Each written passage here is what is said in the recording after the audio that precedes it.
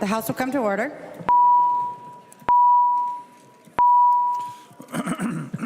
Motions and resolutions.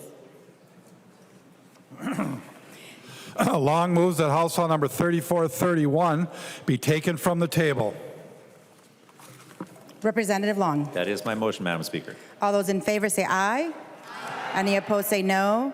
The motion prevails. Thank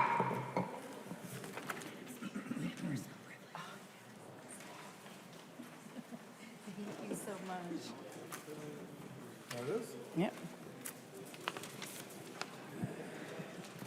Just say calendar of the day again. Or just say clerk will report the bill. The clerk will report the bill. House File Number 3431, an act relating to state government finance, the second engrossment. I recognize the author of the bill, the member from Hennepin, Representative Klevorn. Thank you, Madam Speaker. And tonight it's great to be with everyone and to discuss House File 3431, the 2024 State and Local Government and Finance and Policy Bill. This is a really good bill. This bill contains great bipartisan work, and together we're building on the good work that we did in 2023. The bill contains modernization of state government, and it continues to improve the function and accessibility of our state government and services to Minnesotans. Article 1 is the appropriations section, and I will just say that this bill is $2.5 million, and it is fully within our budget target. Article 2 is the state government portion of the bill, and it contains 3 larger bills.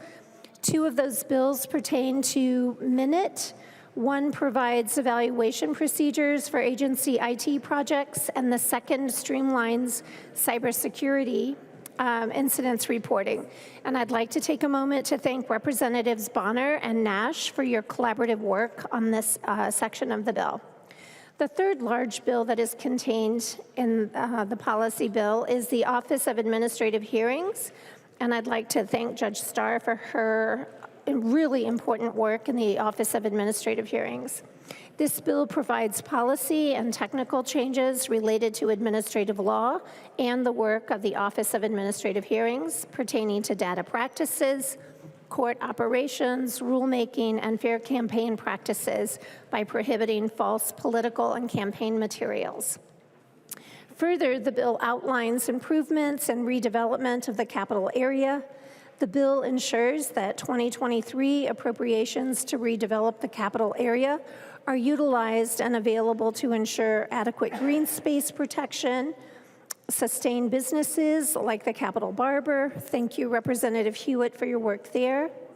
The Capital Area Community Vitality Account is there for economic development in the capital area, and that will be under the direction of the community and the CAP Board with oversights and grant management by the St. Paul Economic and Development Department. I'd like to thank Representative Perez-Vega and Hussein for their work in the Capital Area Community Vitality Task Force. And also there is the implementation of the 2023 allocation for the Capital Mall Design Framework under the direction of the CAP Board with implementation by the Department of Administration. There are technical changes for the administration and MMB, security measures for our constitutional officers, amendments to laws governing notarial acts, I think I said that wrong, notary acts, including e-notary provisions and allowing for notary seals to be used until their expiration. The Secretary of State has a provision for the Uniform Commercial Code account. Representative Long has a provision in the bill, as does Representative New Brindley. I would like to thank Representative Stevenson for his work with the email notification regarding professional licenses. And thank you, Representative Harder, for your hard work in codifying the practice of the PUC with our tribal nations. In Article 3, which is the local government portion of the bill, Hennepin County is allowed to expand its set-aside contract use for employees on rehabilitative assistance. Thank you, Representative Nelson, for your hard work there. Representative Jordan, I'd like to acknowledge your ban the ban repealer, and Representative Hollins, your work for St. Paul with the franchise fees. Article 4 contains 3 provisions for Veterans Affairs, and I'd like to thank Chair Newton and Representative Farr for your great work on those 3 provisions. And Madam Speaker, with that, I will save thank yous until after we finish the amendments in third reading. There's an amendment at the desk. The clerk will report the amendment. Klevorn moves to amend House File Number 3431, the second engrossment. The amendment is coded A46. Representative Klevorn. Thank you, Madam Speaker. And this does just a couple of things. The beginning of the amendment would allow for an extension of the capital mall design framework by allowing it to continue until the end of the fiscal year. It also allows, it gives clear direction to the Department of Administration as to what we would like to do in the capital mall design framework. The next thing it does is for Lead Nash, he wanted a provision to sunset, and it provides the sunset for the capital security piece. And then for Representative Scott had mentioned that she was concerned about part of the MIRA provision, and this tightens the language around that MIRA provision. And that's the amendment. Thank you. There's an amendment to the amendment. The clerk will report the amendment to the amendment. Howard moves to amend the Klevorn amendment to House File Number 3431, the second engrossment as amended. The amendment to the amendment is coded A60. I recognize the author of the amendment to the amendment, the member from Hennepin, Representative Howard. Thank you, Madam Speaker. I want to thank Chair Klevorn for the underlying amendment, adding clarity for our comp plans that our cities have been seeking. This adds additional language related to our cities of the first class in Minneapolis and St. Paul. And I would note that with this language and the underlying language, we've worked very closely with cities and our environmental groups, and they support this language. I would encourage a yes vote. Discussion to the amendment to the amendment. There being no Representative Klevorn. Thank you. I consider this a friendly amendment, and I'd urge a green vote. Thank you. All those in favor say aye. Any opposed say no. The motion prevails, and the amendment to the amendment is adopted. To the underlying amendment, Representative Klevorn. Thank you, Madam Speaker, and I have gone over this amendment already. I would ask for a yes vote. Discussion to the amendment is amended. There being no discussion, all those in favor say aye. Any opposed say nay. The motion prevails, and the amendment as amended is adopted. All right, that breaks. There's an amendment at the desk. The clerk will report the amendment. Nash moves to amend House File Number 3431, the second engrossment as amended. The amendment is coded A50. I recognize the author of the amendment, the member from Carver, Representative Nash. Thank you, Madam Speaker. This is an amendment for our Representative Anderson. I think he's delayed, but this would reduce the hospital board in his county, Swift County, from 9 to 6 members. This is an amendment that we've talked about with Chair Klevorn, and she 5 minutes ago said she was going to take. I think she's still, yep, she's nodding yes. So members, please support this amendment. Representative Klevorn. Thank you very much. This is an amendment, but the bill itself is sitting on the general register. Members, it's a good amendment. I ask for a yes vote. Further discussion to the amendment. All those in favor say aye. Any opposed say nay. The motion prevails, and the amendment is adopted. There's an amendment at the desk. The clerk will report the amendment. Harder moves to amend House File Number 3431, the second engrossment as amended. The amendment is coded A40. I recognize the author of the amendment, the member from Sibley, Representative Harder. Thank you, Madam Speaker and members. Recently, many of our communities were surprised by the recent closure of the newspapers. Political subdivisions such as counties are required to publish these legal notices. And after the announcement of the closures of the newspapers, I'm sure many of us fielded calls about what they were going to do to comply with this current statute. So following the conversation I had with the county commissioner, I submitted an amendment in committee. And this one that I submitted dealt with counties. However, the chair requested that more work needed to be done because we should include the other political subdivisions such as townships, cities and schools districts. So in front of you is an amendment to address that particular situation. And the amendment is time limited and broad enough to address the recently impacted communities and any others that might see their newspapers close. And based upon my work that I've had with Chair Klevorn and Representative Tabke, this is a good amendment for now. We do need to work on an amendment to address the situation for a longer term, and perhaps in the interim or next session we can get that addressed. So I appreciate the work on this amendment and find it a reasonable short-term fix, and I ask for your support. Thank you. I recognize the member from Hennepin, Representative Klevorn. Thank you, members, and I would encourage a green vote, and I would like to thank Representative Harder and Representative Tabke for working with me to make this amendment possible. Thank you.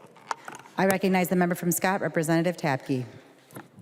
Thank you very much, Madam Speaker. I just wanted to say thank you to Representative Harder and Shakopee, Scott County, and the Shakopee School District, and our townships and soil water conservation districts have all been impacted by sudden closure of our newspaper, and this is a really important thing to have done so public notices and pieces can go out. So I just want to thank Representative Harder and Chair Klevorn for including this. So thank you. I recognize the member from Carver, Representative Nash. Thank you, Madam Speaker. Just wanted to say thank you for the work that's been done. We're losing small newspapers, and that's a very sad thing when we see that happen. There have been a number in Carver and Scott, and sadly, I think that we'll see some more. And to the point that both Representative Harder and Representative Tabke have made, we're going to have to figure this out long term. So I know that there's some conversation that's been going on with newspaper associations and everybody else. When you live in a small town like Waconia, or pick another small town, that small town newspaper is struggling, and I think that we're going to have to play a couple moves ahead on the chessboard and begin thinking about what do we do statutorily to make it easier for that hopeful, that doesn't happen, but the probable reality of those newspapers going out of business. And you know, Representative Tabke and I shared adjacent areas, and we're going to see this happen, and we have to figure it out. So just wanted to thank Chair Klevorn and Representative Tabke and Harder for the hard work with the stakeholders. So thank you. Vote green. I recognize the member from Scott, Representative Bakeberg. Thank you, Madam Chair. I would just echo what my colleagues have said. Thank you, Chair Klevorn, Representative Tabke, Representative Harder, Representative Nash. And I think Representative Nash hit the nail on the head. Our newspapers across our area that we represent recently shut down, but it's really indicative of a larger problem. So really putting our heads together and coming up with a solution to support not only our local school districts, but our townships, watershed districts, so that they can disseminate the information that they need to get out to our public, but also do it in a reasonable way. So thank you again, Chair Klevorn, and encourage a green vote. Any further discussion? I recognize the author of the amendment, Representative Harder. Thank you, Madam Speaker. This would be an example of what I consider good governance. We have a situation that needs attention, and rather than rushing to make something solid, we've come together to do a short-term fix where we can work for a longer-term solution for all of our communities. So thank you, everybody, for working together on this. Thank you. There being no further discussion, all those in favor of the amendment say aye. Those opposed say nay. The motion prevails and the amendment is adopted. There's an amendment at the desk. The clerk will report the amendment. Scott moves to amend House File Number 3431, the second engrossment as amended, and the amendment is coded A49. I recognize the author of the amendment, the member from Scott, the member from Anoka, Representative Scott. Thank you, Madam Speaker. Members, well, this amendment, much like the Minneapolis legislators reached a quote-unquote deal with Uber and Lyft, Minneapolis legislators reached a compromise on this language without ever talking to the residents of Minneapolis. Members, let me set the stage for you. Every city, as you know, that has anything to do with the Met Council in the 7-county metro area has to come up with a comprehensive plan every 10 years. Well, in Minneapolis's 2040 plan, they decided in all of their wisdom that they were going to take on adding 160,000 high-density homes in a city that's pretty much built out. And they decided to do this with much consternation from the residents of Minneapolis. And so what the residents of Minneapolis did is they took the city to court under a law that was established in the early 1970s called the Minnesota Environmental Rights Act, or MARA. So they take them to court several times, and every time the courts ruled on the side of the residents, yes, the city of Minneapolis needs to do an environmental study before they can move forward to this comprehensive plan. Even to the point of the Minnesota Supreme Court ruling 7-zip that the city of Minneapolis has to do this environmental before they can move forward with the 2040 plan. Well, lo and behold, in the file before us, in the House file before us, the bill before us, we have a carve-out that the legislators of Minneapolis and whoever else, I don't know, decided that we're going to go around the court's decision, we're going to go around what our constituents want, and we're going to change the law ourselves. So we're going to go do an end around the courts and an end around the citizens of Minneapolis. So my amendment, folks, deletes those sections of the bill that allow for that to happen.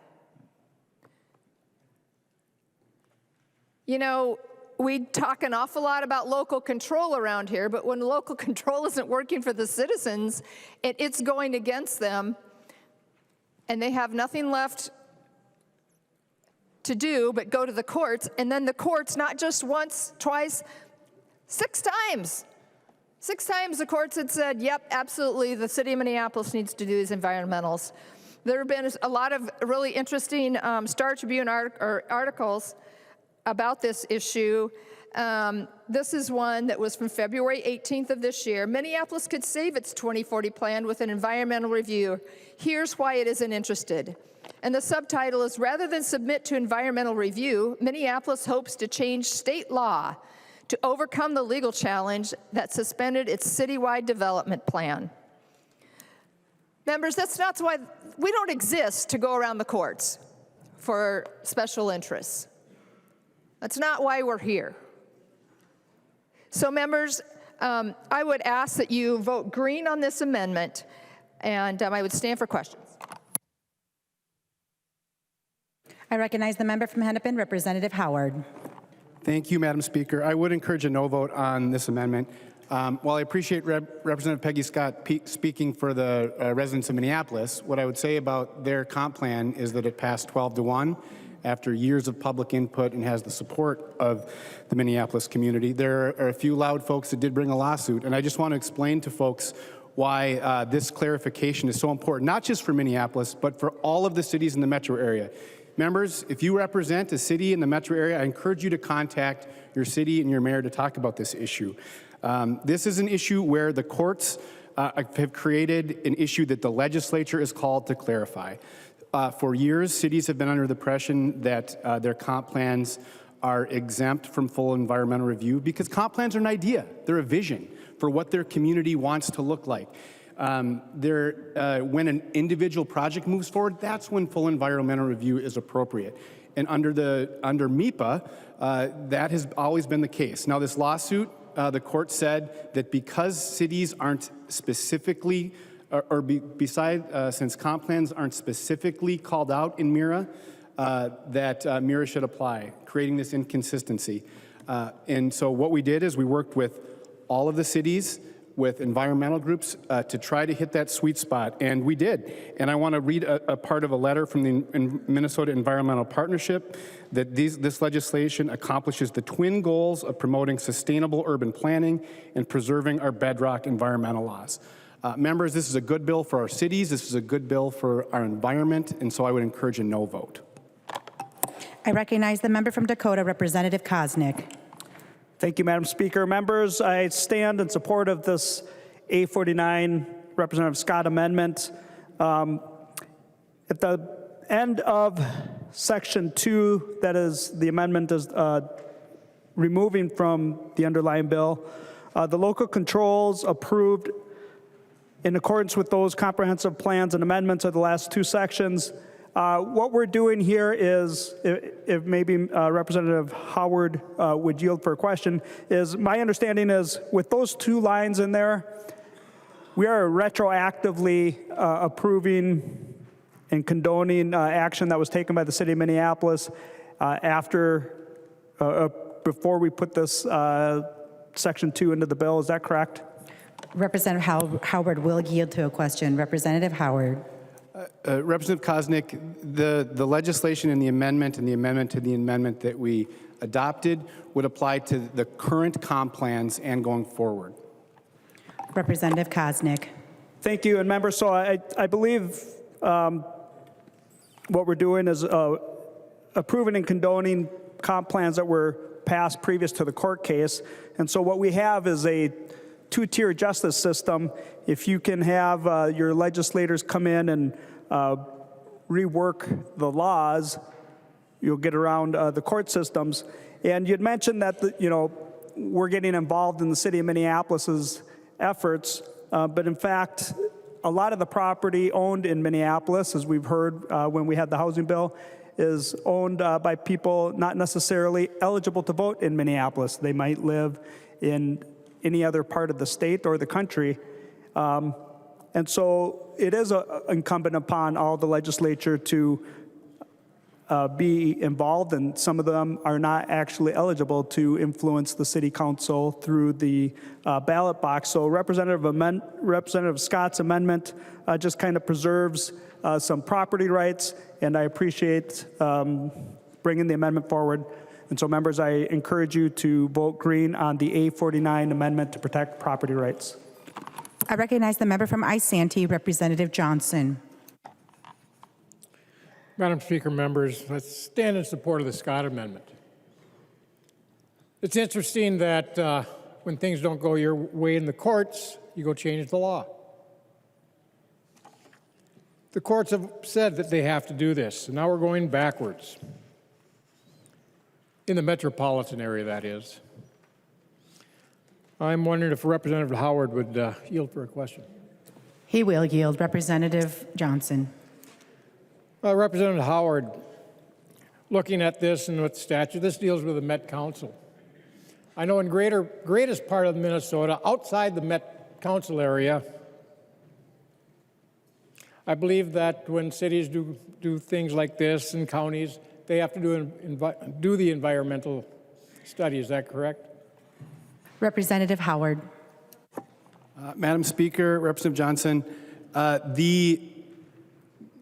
some cities, not all cities in greater Minnesota do comp planning. A lot of the larger cities do.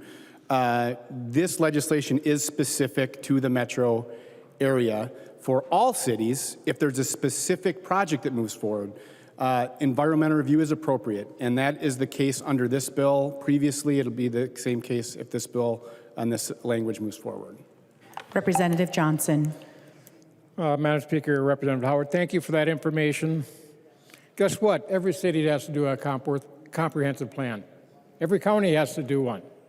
They do them periodically. I know in my county, the county just got done doing theirs. My cities just got done doing theirs as well.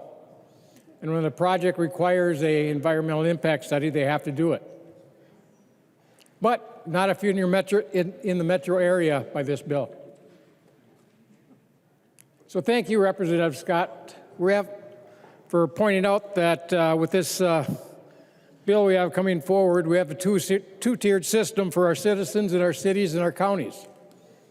Those in the Met Council area, they get one rule where they don't have to do things, but those little cities and towns in greater Minnesota, they have to pay for it and do it. Please support the Scott Amendment. I recognize the member from Waseca, Representative Petersburg.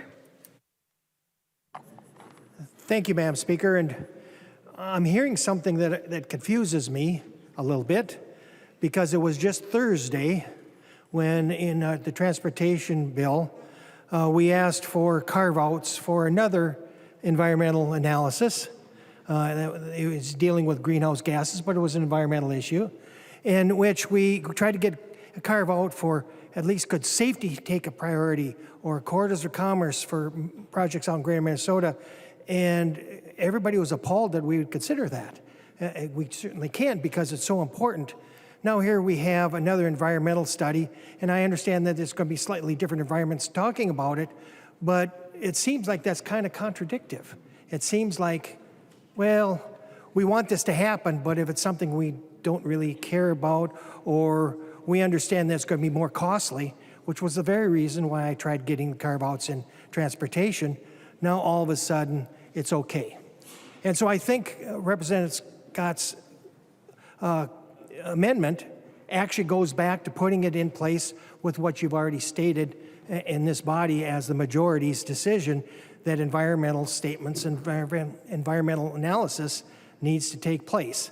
And so here's we got a situation where the constituents have said that we want to have this done. And again, those that were elected by them at a 12-1 maybe said they want to go against it. And so they said, well, let's just change the law. So maybe that gives me some hope that maybe in another year or two, we can change the law in regards to the greenhouse gases, you know, because it seems like we are contradictory. Please vote for this and put it back into the law where it's supposed to be. If you are serious that you want environmental analysis to be done, don't be pickers and choosers, okay? Let's get this done the way it should be. Thank you. I recognize the member from Hennepin, Representative Jordan. Thank you, Madam Speaker. And I think it needs to be clear that a lot of the statements that were just said are just completely inaccurate. Cities in the metropolitan area, including Minneapolis, will still have to undergo comprehensive plans, and we'll still have to have that. And all projects will continue to have to undergo environmental review. So to say that there's environmental review for some cities and not others is false. It's wrong. It's flat out wrong. It's also important to note that these projects will still undergo environmental review, period. Citizens will still have all of the same, citizens and residents will still be able to use MIRA, they'll still be able to use all of our existing laws to sue cities. This law just provides clarity that the comprehensive plans themselves are not what undergoes environmental review, it's the projects themselves that, I repeat, will still undergo environmental review. And to the idea that no one in Minneapolis was consulted about this, that's also completely inaccurate. I talk to my constituents, all of whom live in Minneapolis, every day about this. This is something that people bring up at the Home Depot, they bring up at the grocery store, they bring up when I'm riding the bus. It's something I'm getting constant emails about. It's probably when I talk to the other 10 members of the Minneapolis delegation, this is one of the #1 things we are hearing about from our constituents, who again are residents of Minneapolis. And so here are some of the organizations that support this bill. So it's the Bicycle Alliance of Minnesota, Clean Water Action, Climate Generation, Health Professionals for a Healthy Climate, the Land Stewardship Project, the League of Women Voters, Lutheran Advocacy, MCEA, the Minnesota Environmental Partnership, Minnesota Interfaith Power and Light, MN 350, Move Minnesota, Pollinator Friendly Alliance, Resilient Cities and Communities, St. Paul Audubon Society, Sierra Club. All of those are very strong environmental groups who support environmental review and support environmental process here. It's also supported by many housing organizations. By adopting this amendment, we'll continue to block over 500 units of housing that are proposed to be built. So that's what this is. This is a block in housing, in addition to also just not being accurate. This is something that our cities are asking for. This language was worked on extensively with the League of Minnesota Cities and Urban Cities, and is supported by members across the metro area and the state of Minnesota. So I urge members to vote against the Scott Amendment. Thank you. I recognize the member from Hennepin, Representative Klevorn. Thank you, Madam Speaker, and I believe my colleagues have been very clear about what these two amendments do, what the amendment does. But I just want to make one final statement that I'm going to ask members to please vote no against the Scott Amendment, because the amendments that we just put onto the bill do allow for more housing to be built while at the same time minimizing any damage to MIRA, which I think is important and is the goal that we're all trying to strive for. Thank you very much. Further discussion. To the author of the amendment, the member from Anoka, Representative Scott. Thank you, members, and thank you, Madam Speaker. I want us to think a bit about this in terms of a project where they're coming in and they're going to clear a forest.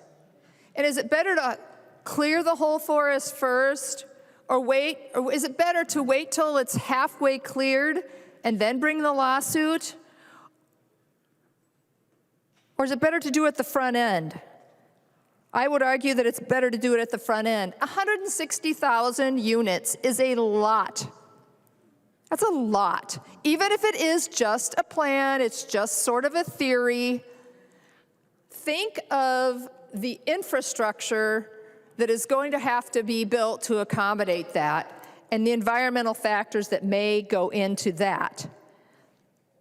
Folks, if you look at the language, I want you to notice what they're doing here. They're making this retroactive. So they've already passed their 2040 plan, so they're saying, you know, any city that's already passed their plan, you go to the last one that they did and got approved, and that's where it applies. We don't do that here. That was years ago, like back in 2018 or some, I don't know, it was back several years ago. That's not how we operate here. And again, we don't operate by going around the courts with legislation to try to get, I don't care what entity it is, to get around the courts. I can tell you that if they wanted to put, I know it's not scalable, but let's say they wanted to put 50,000 units in my town of Andover. They better darn well do the environmentals that are required before they start doing that and thinking about doing that. I urge a yes vote on this amendment. Please have common sense, and let's remember who we are here. There being no further discussion, all those in favor of the amendment say aye. Those opposed say nay. The motion does not prevail and the amendment is not adopted. There's an amendment at the desk. The clerk will report the amendment. Johnson moves to amend House Law number 3431, the second engrossment as amended, and the amendment is coded A48. I recognize the author of the amendment, the member from Isanti, Representative Johnson. Madam Speaker, members, this is a simple amendment. Now, we know there's three branches of government. The legislative, which is this body, and the other body across the other side of this building. We have the executive branch, the governor, his commissioners, and all those people that work there. And we have the judicial branch. Now, the legislative branch writes the laws. The executive branch enforces the laws, and the judicial branch interprets the laws. But unfortunately, that's not what's happening anymore. We write the laws, the executive branch enforces it, writes the rules, decides how that's going to be, and then the courts interpret it. But when they write rules over the executive branch, those rules are the same as laws. They do not have law writing authority. I'd like to go farther with this amendment, but what this amendment requires is that once the rules are written, before they are published, and before they go into effect, those rules come back to this body, to the Committee of Jurisdiction for approval. It gives an opportunity for the committee and also the author of that bill and that law to make sure that what those rules are is what the intent was when that law was written. We also have issues where rules are being written that make making boards and commissions, giving them more authority than what was given in the law, because they're writing the rules to give themselves more authority. I think that's where this body, and at least that committee, should step in and say yay or nay. It's an opportunity to get our authority back that we gave away years ago. Members, I think this is important. It doesn't matter which body or which side of the aisle is in majority or minority, but it gives back the authority that this body and this legislative branch has. Please support the amendment. I recognize the member from Hennepin, Representative Klevorn. Thank you, Madam Speaker. And members, I'm going to ask for a no vote. I do appreciate Representative amendment. However, under current law, the standing committees with jurisdiction can already vote to delay implementation of a rule for about a year until the end of the next legislative session. But they're not really able to block the agency rule entirely by refusing to approve it. What this amendment does is essentially eliminates all administrative governance. I just don't think that this is something that we should be doing, and so I ask for a no vote. Further discussion on the amendment. To the author of the amendment, Representative Johns. Madam Speaker, members, I'm disappointed to hear that. Because right now, the only way we can stop it is both this body and the other body has to say no.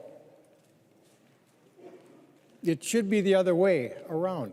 We should say, yes, this is what it means. This is what we want.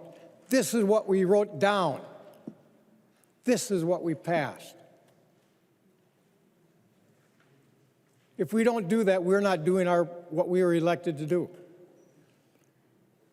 You're giving your authority to somebody else. You're giving your authority to the body, to a different branch of government. I was disappointed to hear what Representative Klevorn said about this. It'd be real simple. The committees can meet any time and say yay or nay, or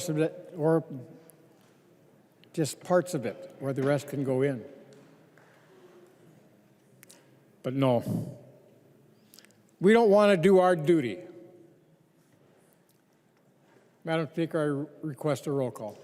A roll call has been requested. Seeing 15 hands, there will be a roll call.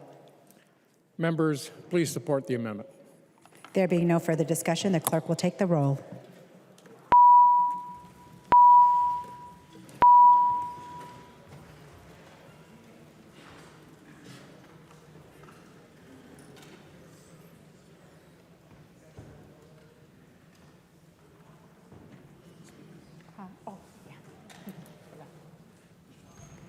The chief clerk will call the names of the members voting remotely. Carroll. Carroll, nay. Carroll, no. Cagle. Cagle, no. Cagle, no. Schultz. Schultz, aye. Schultz, aye. The clerk will close the roll.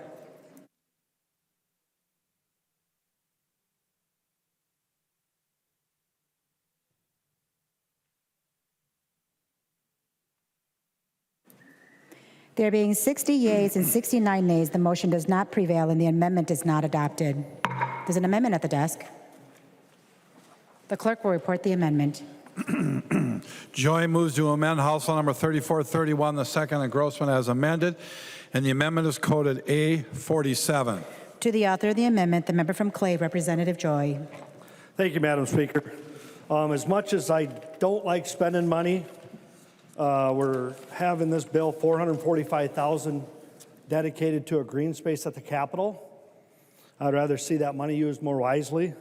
So with this amendment, what it does is it moves $445,000 for fiscal year 2025 to the county attorney's office in Becker County to go after the uptake in crime. Last year, we had 19 house burglaries in Detroit Lakes, and this year, in 4 months, we've had 14. So we have an uptick in crime, and I would like to see this used in Becker County to help with prosecution in the uptick in crime. Thank you, Madam Speaker. There's an amendment to the amendment. The clerk will report the amendment to the amendment. Joy moves to amend the Joy Amendment to House File Number 3431, the second engrossment as amended. And the amendment to the amendment is coded A58. Representative Joy. Thank you, Madam Speaker. And what this will do is the grant must be used to support victims of the burglaries. You know, in my district, there's been some uptick in crime, as I talked about in the last amendment, and this will support the victims. You know, what they can do if it's secure in their houses or what they, as the crime continues up. It helps them, you know, when things happen like this, people get scared in their houses. It's their actual protected space, and they actually rent rooms or leave their place until it's secure. And it costs people, as we all know, when you're broke into or your window's busted or your doors are broke into or anything, it costs you money to do those upgrades to get your house secure again so you can feel secure in your house. So what this will do is it just lets the victims of the crimes in Becker County use that money. So, and with that, I will request a roll call. Thank you. A roll call has been requested. Seeing 15 hands, there will be a roll call. I recognize the member from Hennepin, Representative Klevorn. Thank you, Madam Speaker. And I'm just going to encourage our side of the aisle to vote, well, all members to vote no on this. The bill does not contain any funding for any county attorneys. And instead of ruling this not germane, I'm just going to ask for a no vote. Thank you. I recognize the member from Lyon, Representative Swazinski. Thank you, Madam Speaker. Thank you, members. I just want to thank Representative Joy for this bill. I think it's really a kind of a bear weather when it comes to the issues that are facing all Minnesotans. You know, we've seen, you know, in the news, we've seen, you know, in our local communities, the issues of crime, the issues that are facing folks all over this state. And, you know, oftentimes, you know, as rural members, you know, one of the questions I always get asked, they say, Chris, you know, when you go down to Minneapolis and St. Paul, you know, you see, you know, this kind of unique neighborhoods where the capital is at. Do you ever see crime? And of course, you know, I've not really seen a whole lot. Of course, we've all seen something. We all know someone that's maybe got a story, car getting broken into. You know, I've had my car broken into at least a couple of times since I've been in the legislature down here in St. Paul. And, you know, that does actually change. You know, one time we were at one of the zoos locally, I won't name, and a car was broken into, bags stolen out of it in the broad daylight. And of course, we don't know these culprits because, you know, crime often happens. And so coming from rural Minnesota, people ask. We've had teammates, my girls play on a basketball team, and they were playing in a basketball tournament up here. And we said, hey, if you're coming to this tournament, be sure you're taking your bags, bring them into the venue. You know, if there's a bag sitting on the seat, you know, there's a good chance that it's going to invite trouble.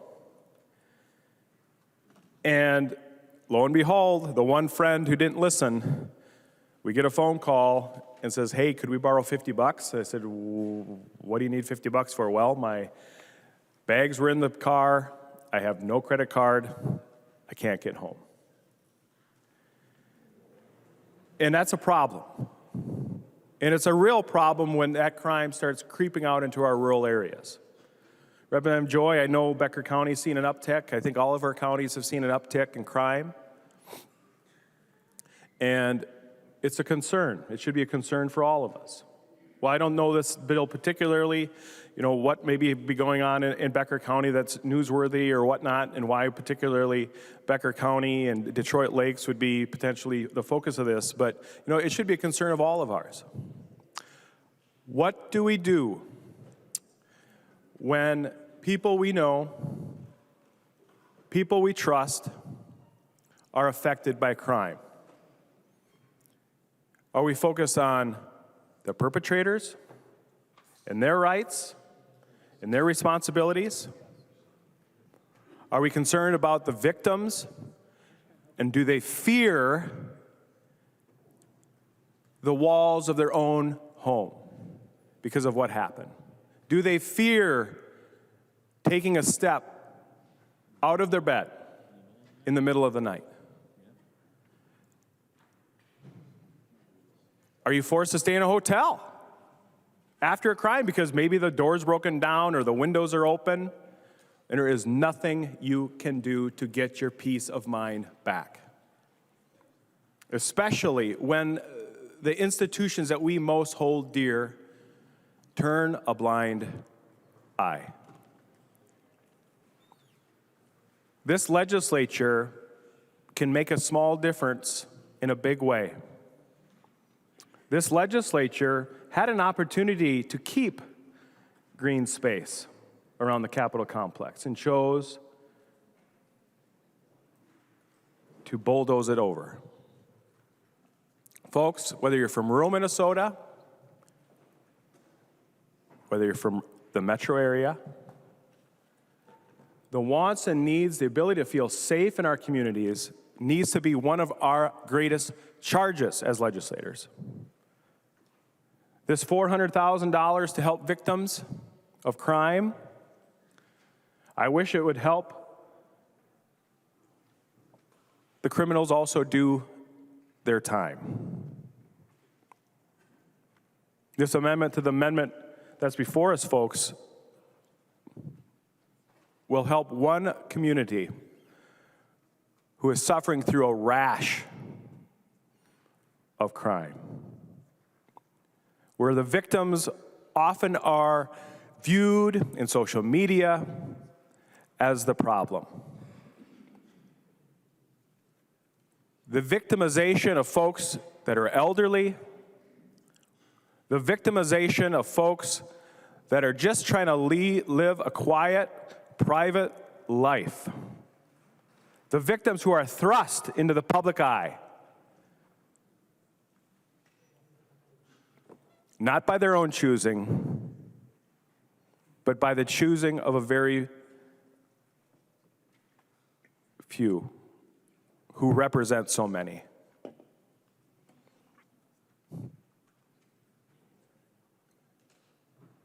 Representative Joy, I appreciate this amendment. I think we have a responsibility here as legislators to just make a difference, even if it's just for one community, even if it just helps one person who's been taken advantage of. I can't put myself in a victim's shoes in rural Minnesota, but I can put myself in victim's shoes here in Metro.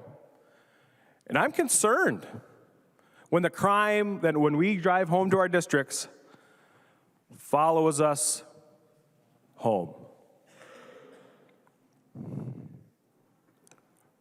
From this chamber to someone's bedchamber, vote green. I recognize the member from Anoka, Representative Niska. Thank you, Madam Speaker, and thank you, Representative Joy, for this amendment. Thank you for standing up for your community. You know, we do have in this bill some provisions, some other members standing up for their communities. Representative Stevenson standing up for the city of Anoka that doesn't want their new jail built in the city of Anoka, and so there's a special provision for Representative Stevenson's city. We talked about the special way that the Minneapolis delegation is taking care of their community. So thank you, Representative Joy, for taking care of your community. I'm sure if the timing of this had been different, maybe we would have been able to have a standalone bill earlier. Hopefully the majority would have recognized the importance of this issue in Becker County and given that a hearing. But I'm glad that we at least got to have this, that you brought this amendment forward for this. And thank you, Representative Swedzinski, for your comments. This is an important issue. It's an important issue for us to stand up on the side of crime victims everywhere, and in particular to make sure that the city, or that the county attorney in Becker County has the resources it needs to protect crime victims there. You know, sometimes crime victims, especially burglary victims, they really need some help to help themselves feel secure in their homes. If you step out of your bed and trip over somebody, and you're worried that that person was there to do you harm, you need help sometimes, potentially, to navigate getting a harassment restraining order or protective order to help you feel safe in your home. If someone breaks in through your basement window, for example, you might need help doing more to secure your home. If that crime drags you into the public square, if there's news coverage about it, if the perpetrator is out there creating, bringing, issuing press statements. Point of order, Madam Speaker. It's your point of order. Mason's 124 personalities, paragraph 1. Representative Niska is clearly referring to an individual, and as far as he's trying to tap dance around it, he's giving specific facts that are related to a specific incident, and that is personality. So I'd ask him to stick to the amendment. Representative Niska, please stick to the issue that is before the body. Clearly, I'm not good at this. Thank you, Madam Speaker. Madam Speaker, point of order. State your point of order. Madam Speaker, once again, we've gone down the road of having this conversation. I don't know who it is that's being referred to, apparently. I think Representative Niska is talking about a hypothetical, and I'm just trying to figure out what specific injunction has been crossed. I don't know. Perhaps the majority leader can inform us as to what is it that triggered the use of Mason's 124, paragraph 1, if he would yield. Representative Nash, this is a point of order. You asking another member to yield is not customary. I will not be ruling on this, and I will be asking to remind the body again to, boy, this is a really tricky one to sort of tap dance around, but I would like to remind the body to to stick to the matter that is in front of the body in the amendment that is before us. Thank you, Madam Speaker. And clearly, this is an important matter. And just because this is important because of recent news events does not make this issue and the reason for this any less important. And Madam Speaker, this amendment is important for us as a legislative branch to support. Representative Joy, thank you for bringing this forward. I've heard a lot from constituents about their concerns about the potential path that the legislative branch is headed down and the disrepute that could be brought to the branch as a whole. And so I think we, as a legislative branch, have frankly, a special obligation to the victims of Becker County, to the victims of burglary in Becker County. And I think it's very important that because of that, we vote in favor of the Joy Amendment, despite the majority leader's feeling that I did a bad thing. I recognize the member from Traverse, Representative Backer. Yeah, Madam Speaker, and yes, Representative Joy, this is a good amendment. Here's one of the reasons from a very practical sense. Over the several years I've served as an EMT, some of the most difficult runs that I've been on is when there's been a dispute, criminal and domestic, among families. There's a lot of emotions.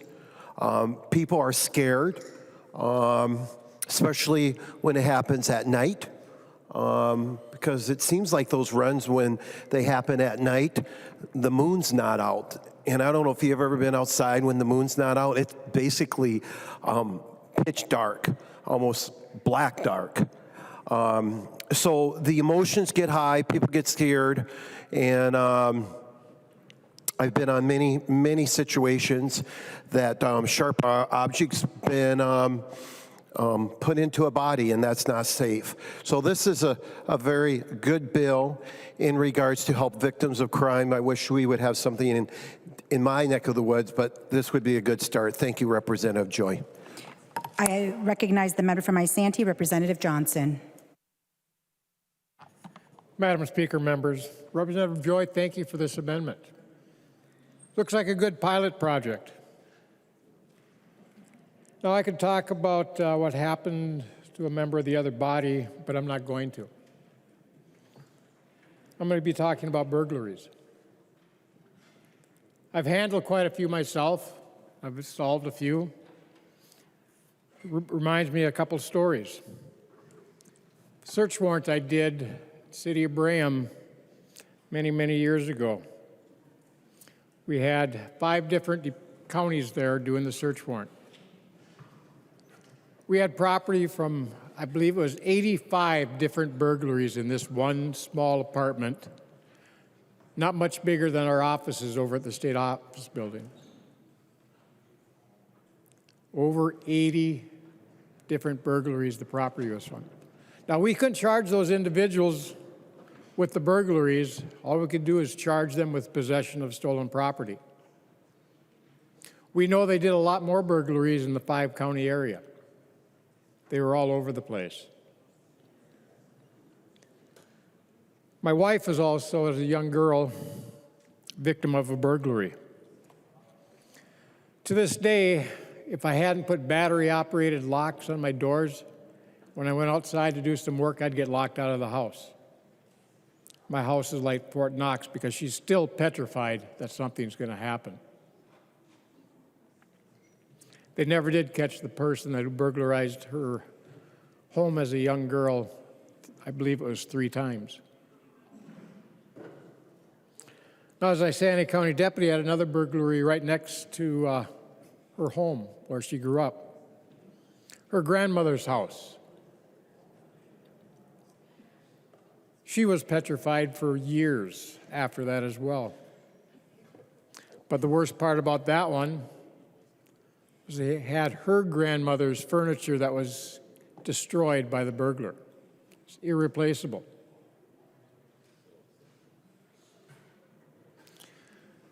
Representative Joy, I like the idea of these grants for these people because what they can use them for is for the repairs, but also to get alarm systems and do other things to secure their house so it doesn't happen again. Now, burglars do some strange things. One thing they do look at is the obituaries in the paper. Because with the obituaries, it tells you when the funeral is. Guess what? Family members aren't going to be home at that time. It could be the place of a family member. It could be the place that the decedent lived.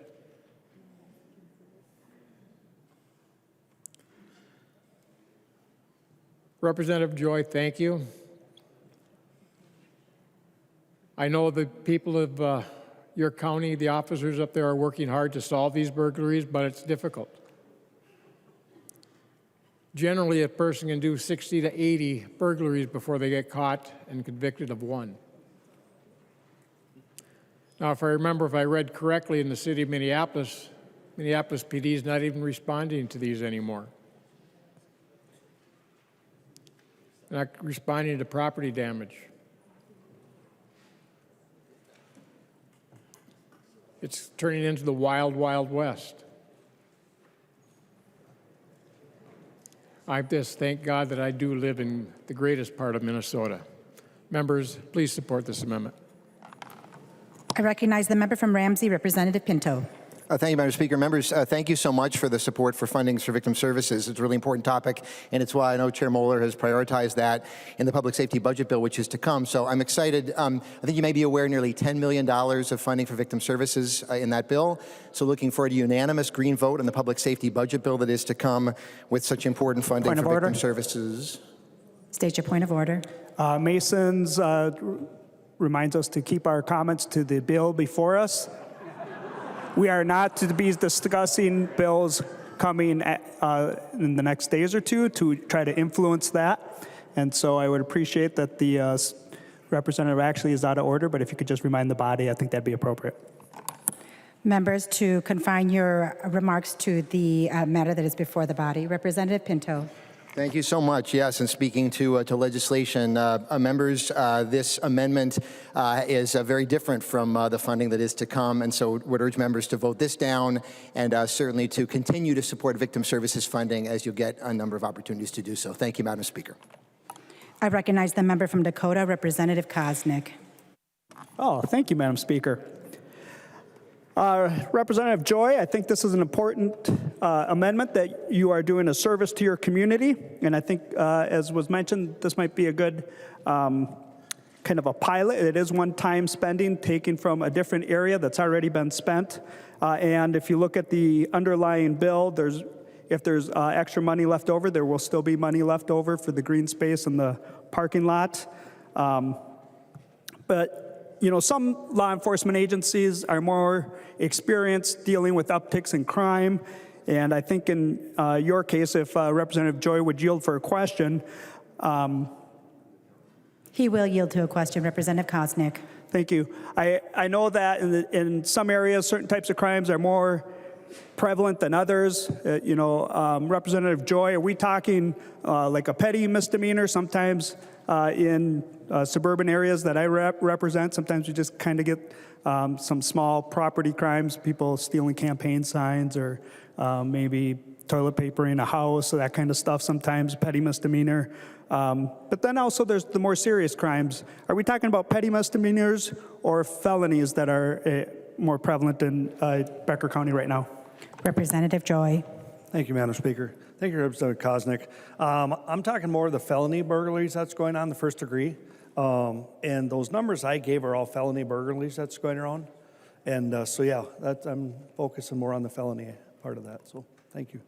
Representative Koznick. Well, thank you. Well, felonies, members, felonies are upticking, and it could be anywhere from, a district that we represent, more in the metro, it could be Woodbury, it could be Becker County, and we're not just doing little petty misdemeanor crimes that we're seeing an uptick in. So it's important to address felony level crimes, felony level burglary. And I want to share a story. A guy I know that is a former Hennepin County sheriff but lives in my district. His neighbor had let the dog out. And I've got two very similar stories about 2 miles apart, but if you know Lakeville, we've got the Interstate 35 comes through town.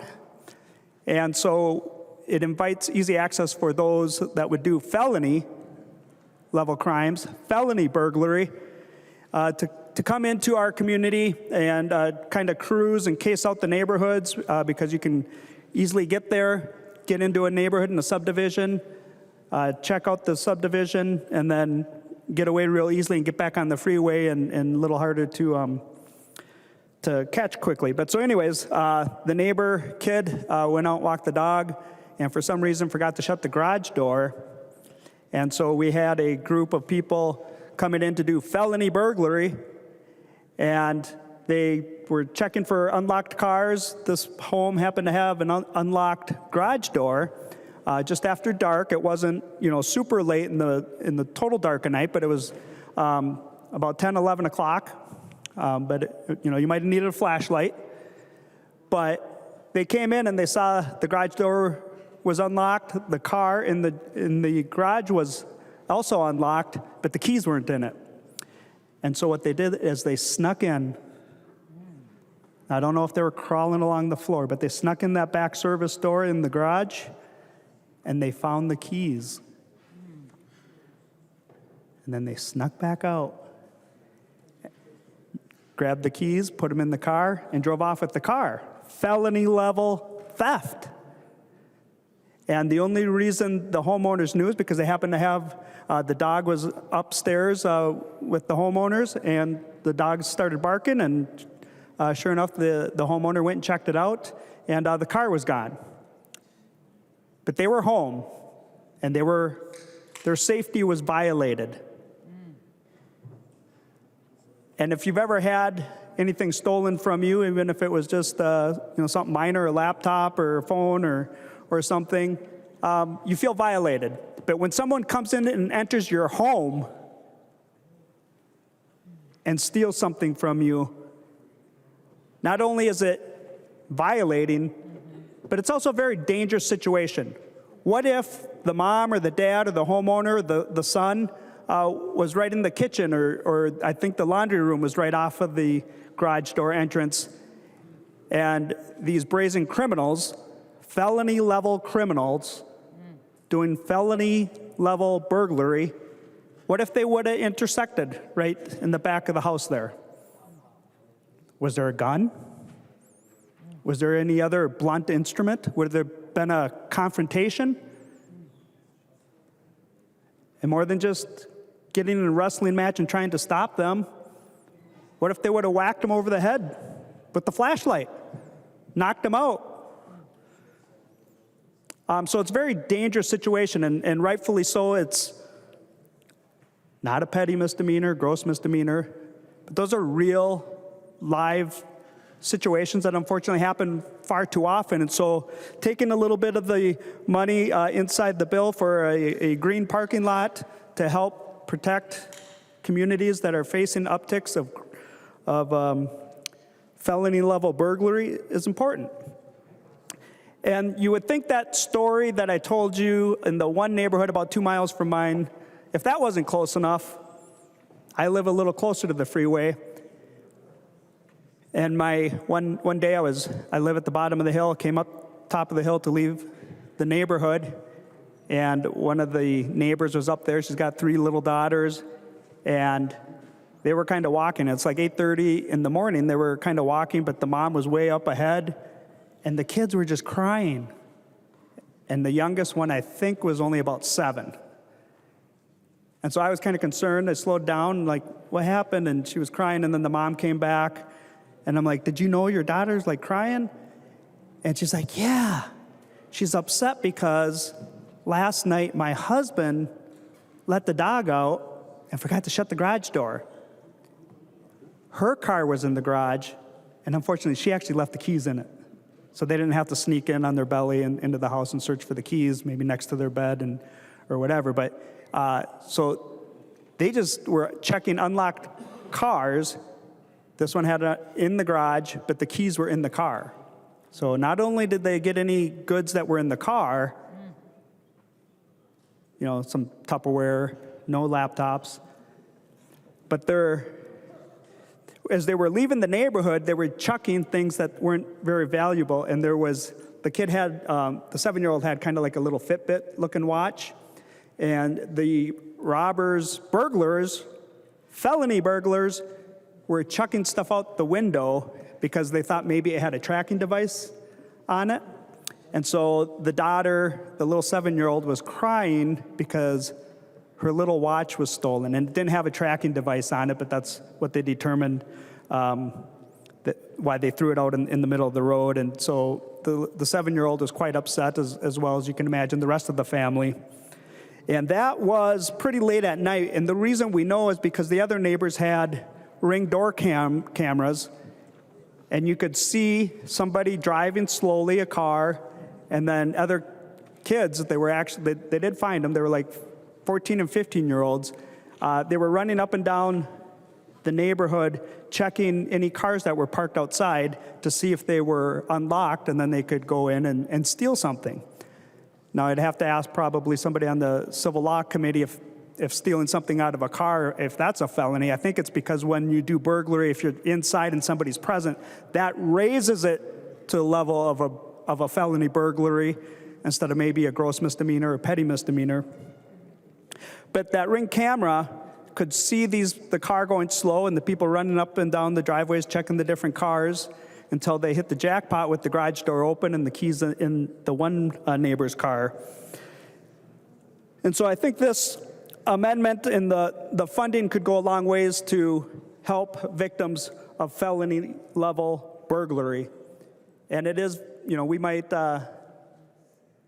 not take it totally serious here, but it is very serious. It's very serious for those families, and there's something that should be taken very seriously both in this chamber and the other chamber of anybody that would do that and put themselves in that situation, because somebody could have been seriously hurt, or maybe that was the intentions, I don't know. But luckily for my neighbors, and we have seen it in Lakeville, so we do have a little bit more experience in tracking down those perpetrators. If you're gonna steal a car, you might not wanna steal, it was a newer VW SUV, I don't know the exact brand, but they actually had a tracking device in it. And so our law enforcement department worked, the homeowner tracked it through VW, and they called Lakeville Police, St. Paul Police, and they found him in St. Paul. Point of order, Madam Speaker. State your point of order. Madam Speaker, this has gone pretty far afield from burglaries in Becker County, and so I would ask that the members stick to burglaries. Just a reminder to the body that debate must be confined to the question before the body. Representative Koznick. Thank you, Madam Speaker and members. We are talking about is taking money in the bill and using it to help fight felony crime. And so my remarks are very well confined and relevant to the bill in front of us in the A47 amendment and House File 3431. And so we can talk about this all night long. We'll get done sooner if we're not interrupted. But that is very serious. Representative Koznick, just to remind you, we are not on the A47. We are on the amendment to the amendment, the A58. Oh, thank you. The A58 to the A47. Thank you, Madam Speaker. That is correct. That was one amendment to the amendment off, but still in the same combined amendment. But using this funds is a good start. But I think the legislature, this body, and the legislature overall can do a lot more to say felony level burglary, breaking and entry, theft, rising crime, those that perpetrate it. We can do a lot more and need to do a lot more, and we need to do it now so that these victims can have some justice, and all Minnesotans can know that the legislature takes felony level burglary and those that perpetrate it very seriously, and it shouldn't be tolerated here in this chamber or in this legislature. So thank you, Representative Joy. Members, I hope I gave you two examples of why you should support Representative Joy's amendment. Thank you. I recognize the member from Anoka, Representative Scott. Thank you, Madam Speaker. Representative Joy, thanks for bringing this amendment that focuses on the victims of felony. A few years ago, we did a study. Actually, it was the Sentencing Guidelines Commission that did the study, and what they found is a statewide average, just for felonies, that there were downward departures in 40% of the cases, statewide. 40% of the cases of felonies. This isn't downwardly departing. This isn't knocking down something from a gross misdemeanor to a misdemeanor. Not that. This is felonies where they were supposed to be given jail or prison time, and the prosecutor or the judge downwardly departed. I hope that isn't a common occurrence in Becker County, especially with what's happened recently there. But the other part of this issue is the victims. And when I was first married, my husband traveled a lot for his work, and we lived out in an area where everybody pretty much lived on an acre of land. And the closest neighbor to me, I didn't have any neighbor to the north, I only had a neighbor to the south, and they didn't have any windows on that side of their home that faced mine. And I'm just thinking, if anything ever does happen here, nobody's gonna see it. It was just like 5 miles out of town, that sort of thing. And so our bedroom was upstairs, but there was an entrance to the attic upstairs through the closet, and then you could get from there down through the garage, and that was in my mind, I had played that out. I'm gonna get the clothes hamper, I'm gonna stand on the clothes hamper, I'm gonna get up in the attic, I'm gonna go out through the garage. And that's the kind of thing that runs, and I hadn't even been a victim. But that's the kind of thing that went through my mind as a woman home alone when my husband traveled. And so I could only imagine true crime victims of someone that feels so violated, especially an elderly person, a vulnerable person, living at home alone, and the trauma that would ensue from an incident like what has happened out in your district.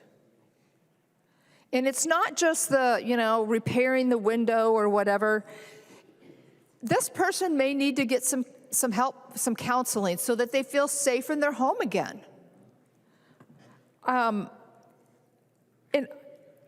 all kidding aside, that's a very real thing. And, I read the transcript of the recent victim. when one of the Point of order, Madam Speaker. State your point of order. Masons 124, in debate, a member must confine remarks to the question before the House and avoid personalities. Point of information, Madam Speaker. I will address the point of order first. The point of order, I'm going to remind the members to confine debate. Debate must be confined to the question before the body. Representative Koznick, for what purpose do you rise? I rise as a point of information. Whose personality is being questioned? I'm not sure that's clear to the body, because it's not clear to me.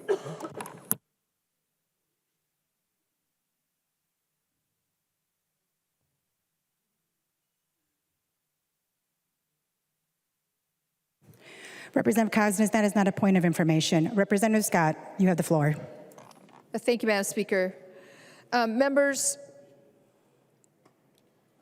in a situation where there's an elderly victim living home alone, where someone has come into her home in the middle of the night or whenever, especially if they're home, it's just got to leave a devastating mark. I personally can't imagine being able to sleep again for a very long time in my own home.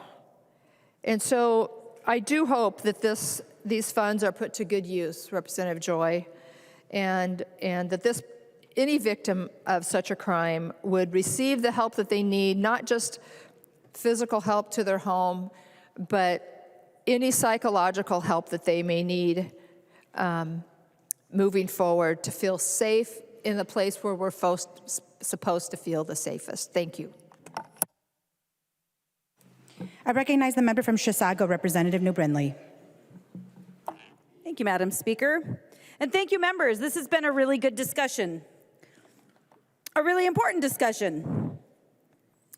When I think about particularly our rural counties, we don't have a significant tax base. And it is actually difficult to fund things like our county attorney's offices. We just don't have the same tax base that metro counties have. And as I looked at this and I looked at your amendment to the amendment, as important as it is to fund our county attorneys and ensure that they have the resources they need to prosecute crime, I think about the victims. Because frankly, we have an obligation. They have to fund their county attorneys, but often the victims are left behind. Figuratively and literally, they are the ones who are left behind. And when we're talking about things like first-degree burglary is contingent upon three things. One, either someone is home in the house. So you are breaking into a home where someone is sleeping perhaps in the middle of the night. Someone is home. You are not breaking into an empty house, an empty store, or something else. When you break in, there is someone there. That's terrifying enough. Of course, the other options are that you actually assault someone or you do so with a weapon. So perhaps the least of these is just that somebody is home when you break in, when you commit your first-degree burglary. But when I say perhaps it's one of the least of these, imagine being that victim. Imagine being that victim. Imagine being woken up in the middle of the night, not knowing what's going on, and there is someone in your home. There is someone in your home, and you don't know who that person is. Perhaps that person is in your bedroom.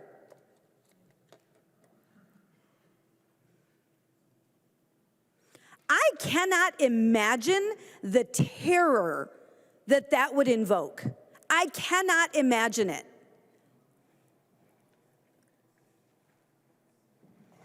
After my husband died, I I had many years where I would sleep with the hallway light was always on. My door was closed, but I could see the light under the door because I just was more comfortable that way. I would usually I would go to sleep with the TV on because the silence was a little too much. And every little noise I heard, it made me nervous. I'm an almost 50-year-old woman still afraid of the boogeyman. Or woman. That's right, or boogie woman. That's exactly right. But that was the discomfort I had just living my life as a single woman. I'm still the one who, as I turn the lights out, I have to run to wherever I'm going in the house. So with those fears already in me, I cannot fathom waking up to someone in my bedroom. I cannot fathom the terror that would cause. And I know we're skirting around things tonight. We're making a point. But that's no joke. That is not a joke. Waking up in the middle of the night, getting out of bed and stepping on a human being is terrifying. That is terrifying. And that kind of terror does not just go away.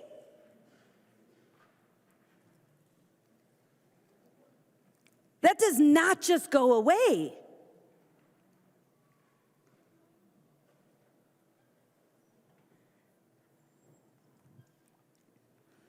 So while we might be skirting around things a little bit tonight, this is a serious issue. This is serious. And there are people in Becker County tonight that are terrified.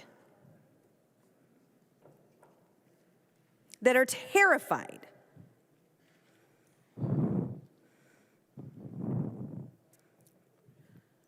So, this amendment pulls $445,000 out of this appropriation that, I don't know, goes to help this area, once again helping the Capitol complex, as though $730 million wasn't enough to deal with the Capitol complex. We need another $5 million or whatever it is in this bill to deal with it.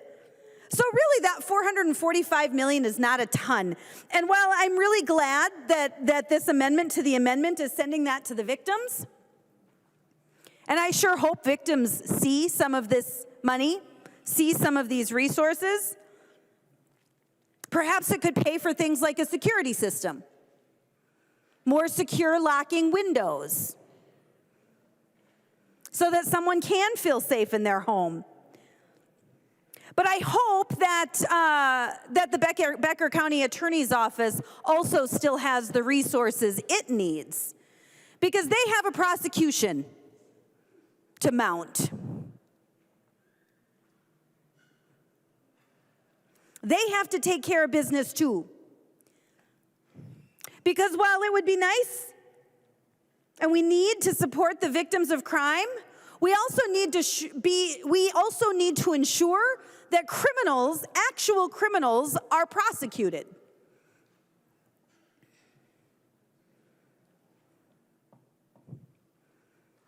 We need to make sure that actual criminals are prosecuted.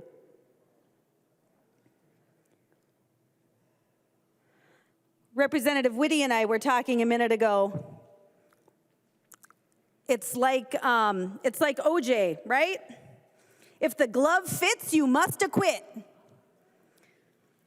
In this situation, if the sock fits, you must convict. Let's vote for the amendment. I recognize the member from Olmsted, Representative Liebling. Thank you, Madam Speaker. Well, we've been listening for quite a long time here to how this is so serious and talking about crime victims. And, you know, crimes are serious. Felonies are very serious. And, you know, I'm listening to this talking about a certain kind of felony in one county, and I'm not going to ask anybody to yield here, but I can't stop but wonder if some other felonies aren't really a lot more serious and can create a lot more harm, and why we aren't aiming some of our interest at those felonies.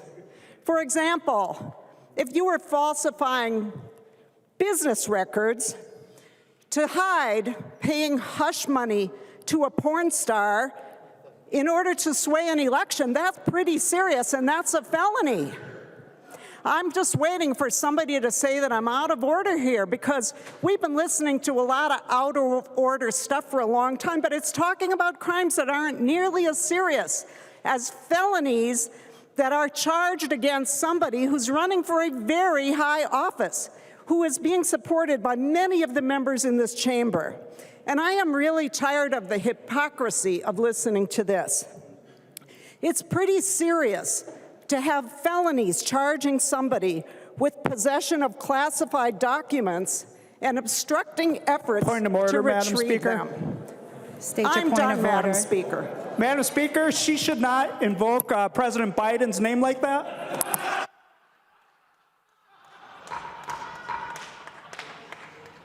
Members, we will have order in this chamber.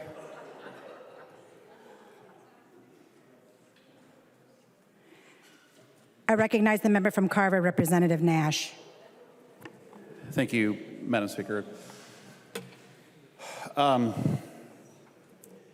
live in a small town, and a lot of us come from small towns, and yes, that sounds like the John Mellencamp or John Cougar Mellencamp. Don't remember when he was doing that, but Representative Joy, your amendment to the amendment, I think, speaks very clearly to something that we all should take seriously. And then there's been some not so serious conversation, but I'm going to try to land the plane here.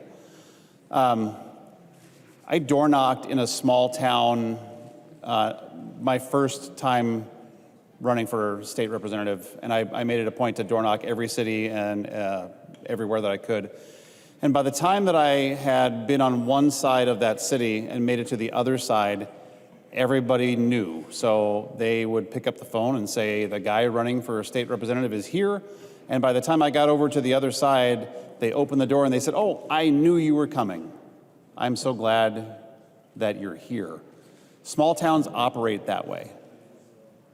So if you are in a small town, and Waconia is a small town, and when things happen there, it makes it through very fast.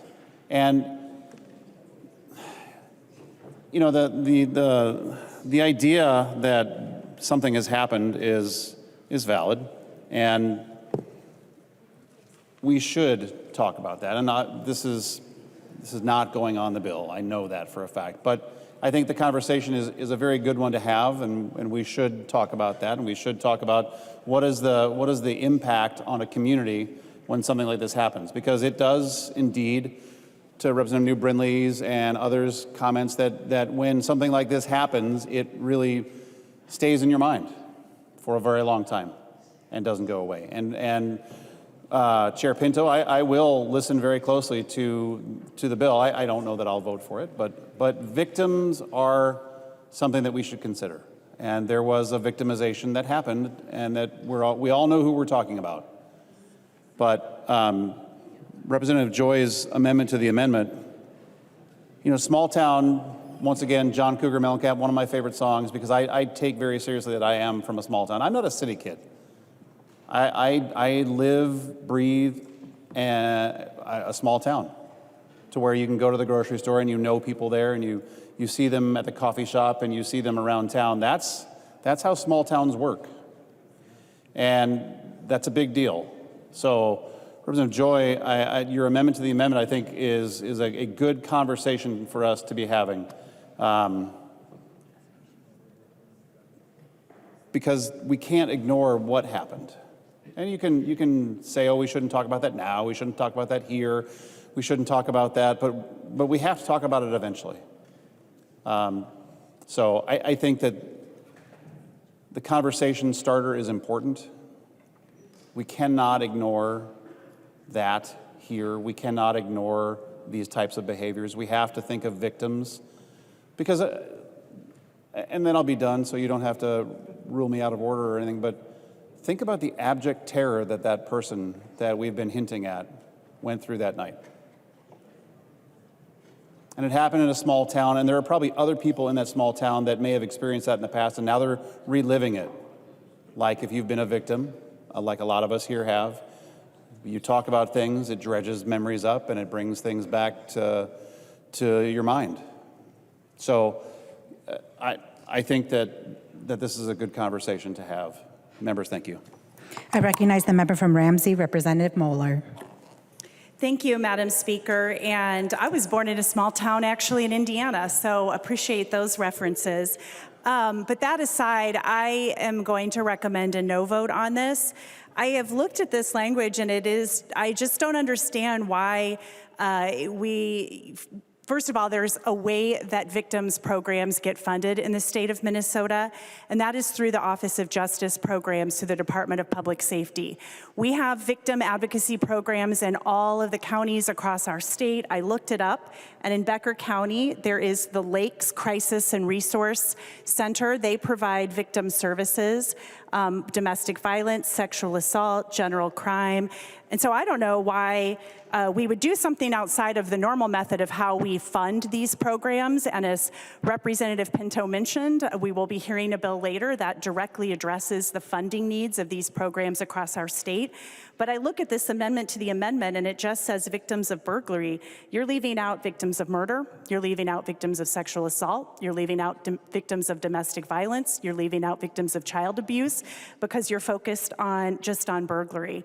And to another point that was made about making sure that victims are paid back for things that are damage that is done in therapy and those sorts of things. Well, we have a process in Minnesota for reparations. We also have a process for restitution. So for all of those reasons, this amendment to the amendment is not right, and I'm going to recommend that members vote no. Thank you. I recognize the member from Wright, Representative McDonald. Madam Speaker, I rise to support the Representative Joy's amendment for several reasons. Certainly, we got to take care of the victims, and I'll just tell a story quickly.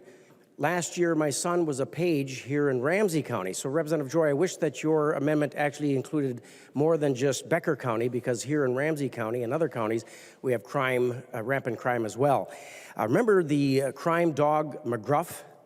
He was a bloodhound, and it was 1980 was the year that they used this dog to take a bite out of crime, and it was to make crime awareness. And it was very successful. It lets citizens know that they should be aware of crime, to leave lights on, to have cameras available if necessary, and to watch out for one another.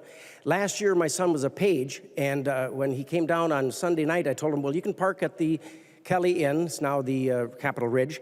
I parked there many times over my 14 years here. You'll be fine. Don't worry about it. He had a brand new car. Well, it wasn't a brand new car, but it was to him. And his first night here was broken into. Smashed the window, and they stole all his items in his car, all the change and his insurance card. When we called the St. Paul police, they basically said, I'm sorry, there's nothing much we could do. We have much more serious crime that we have to prosecute and to research and try to investigate. So, right here in Ramsey County, Representative Joy, we have a lot of crime as well. When you let a petty misdemeanor or a misdemeanor go, it evolves into even a further crime. We have to be tough on crime. I only rise just to share that story because I did share it last year, but it's worthy to note that our pages here, the high school program, they're in 11th grade, we need to make sure that they are safe. Now, our sergeant of arms at the time and her crew was fantastic. They were very attentive to what happened. So was Steve Munoz. He helped me clean up all the glass and all the mess that was at my son's car. But you're right, Representative Scott, the elderly are certainly, we have to make sure that they are feeling safe, but so too our youth. What an experience that he had here in St. Paul. His first night, car broken into and vandalized and stolen items out of the car. And nothing could be done. No money for the victim. Cost us money to put a new window in. And police couldn't do anything. So when we're dealing with crime, folks, I'm afraid there's one side of the aisle here that traditionally in our nation hasn't been very tough on crime. Maybe not in this body here, but certainly in our prosecutors and our district attorneys and so on and so forth, who's prosecuting crime, and they're not doing a very good job of it. Because once you let a small crime happen, it'll only escalate to bigger crimes, such as what happened in Becker County. And if we, first of all, Representative Joy, I'm not in favor of spending any more money this year. We've already spent too much money last year. We're at $70-some billion for a 2-year budget. When I got elected, it was $34 billion. Now we're at $72 billion. So we shouldn't spend any money this year, except for a bonding bill for important projects. So, but I'll support your bill because we do need to help the victims of crimes. And we continue to let people off the hook. It'll escalate as we see what happened in Becker County and other counties. We have to be tough on crime. Take a bite out of crime, Madam Speaker, like the dog, McGruff. So Representative Joy, I don't like to spend any money in the non-budget year. That's been my vote for the last 14 years. I think it's irresponsible to spend more money on a supplemental budget bill unless it's absolutely necessary. And in this particular case, it just might be necessary, Madam Speaker. To the author of the amendment to the amendment, Representative Joy. Thank you, Madam Speaker. Thank you, everybody, for the great speech tonight on the amendment. You know, with this amendment, what it does, I heard a lot of discussion tonight about, studying what we need to do, and maybe next year we'll study this about getting more money for like Becker County prosecution, like that. My problem with that and why I didn't expand this bill is I don't agree with Mary Moriarty with her position, so I wouldn't give her more money. So that's a problem why I didn't expand this. But, when a victim of crime happens, and when we should expand it to more than just burglaries in Becker County and outside the area, but when a victim of crime happens, when that victim has to stay in a hotel or get the house secure, and they end up back in their house, and that criminal is still wandering the streets, they either got to get restraining orders or they got to do something to protect themselves. And so I look forward to working on this down the road here, and I will withdraw my roll call, and I appreciate a yes vote on this. There being no further discussion, all those in favor of the amendment to the amendment say aye. Any opposed say no. The motion does not prevail and the amendment to the amendment is not adopted. To the underlying amendment. Discussion. Thank you. Representative Joy. Thank you, Madam Speaker. And just request a yes vote on this too. Thank you. There being no further discussion, although a roll call was requested, is the roll call withdrawn? There was no roll call. Thank you. There being no further discussion, all those in favor say aye. Any opposed say no. The motion does not prevail and the amendment is not adopted. There's an amendment at the desk. The clerk will report the amendment. Nash moves to amend House File Number 3431, the second engrossment as amended. The amendment is coded A51. I recognize the author of the amendment, the member from Carver, Representative Nash. Thank you, Madam Speaker. In the bill, Chair Klevorn, in Section 5, lines 7.28 and forward, there's a conversation or there's language about parking lot C. We're gonna make it pretty, and pretty's fine. Pretty is always aesthetically pleasing, and the Capitol is certainly a beautiful place. As we know, all you have to do is walk through. But a couple of years ago, I was struck in committee about the utility of a program, and in the amendment, it's called the Healthy Eating Here and at Home grant. If you've ever used this, and I actually watched this being used at a farmer's market on University up near my favorite bakery, Trung Nam. I don't know what member has that in their district, but go, spend a lot of money there and eat a lot of croissants. But I watched this because I was feeding my fixation on buying jalapeno peppers because I make my own Chipotle every year, and I was running low. But was watching people use their cards for that program, and they were getting fresh food. They were getting great produce. They were taking that home to their families, and they were making a difference. And we fought for this Representative Keel, was that 4 years ago, 5 years ago? I don't remember, but we pushed for it in committee. It's a great program. Now here's my take on this. Somebody did something good. The capillary restoration is complete. The SOB is underway and it's going to be made pretty, but I would rather take this money and tell people we'd like you to eat well. Because what we've seen, if you go to the store, if you go to a grocery store in any community, things are getting more expensive. Inflation has really made it difficult for people to feed their families well. Not every family is like my own that has a raised bed garden, or I think I'm on tap to build my wife's 10th or 12th raised bed garden boxes once we're done here. But a lot of families can really benefit from this. So the goal of this amendment is to put some money towards something that's going to be better for the average Minnesotan. You know, a parking lot, sure, nice. We're going to park cars there. I don't need to walk through there and feel like I'm walking through a vernal wood. I honestly am going to park a car there and then go do the thing that I came to do while I'm at that building. But I would rather put my vote behind something that says we fed people. And I would request a roll call. Roll call has been requested. Seeing 15 hands, there will be a roll call. I recognize the member from Hennepin, Representative Klevorn. Thank you, Madam Speaker, and I'm trying to decide how I want to go here. There is nothing in this bill about healthy eating here at home. We did fund this program to a great extent last year, as you well know, and unfortunately, at that time, there were members of this body who were not supportive of that funding. What I would say, members, is that I like to keep my word, and a member of the aisle last year asked me when we were passing the state government bill if I would ensure that we retained green space. And so this appropriation is in honor of that representation that I made on the floor at that time, that I would ensure that the green space be protected and that the parking lot be redone. And so with that, members, I'm going to ask for a no vote. Discussion to the A51 amendment.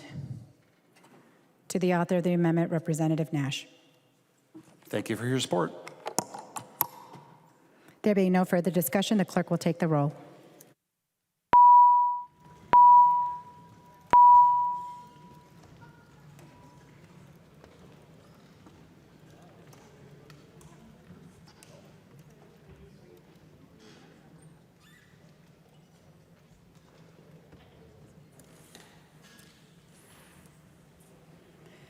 The chief clerk will call the names of the members voting remotely. Carroll. There you go. Carroll, no. Carroll, no. Cagle.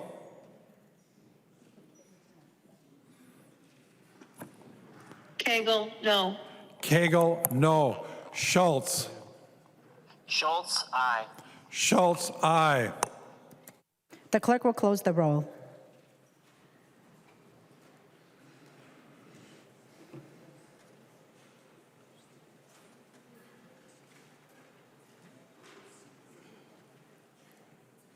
There being 60 yeas and 70 nays, the motion does not prevail and the amendment is not adopted.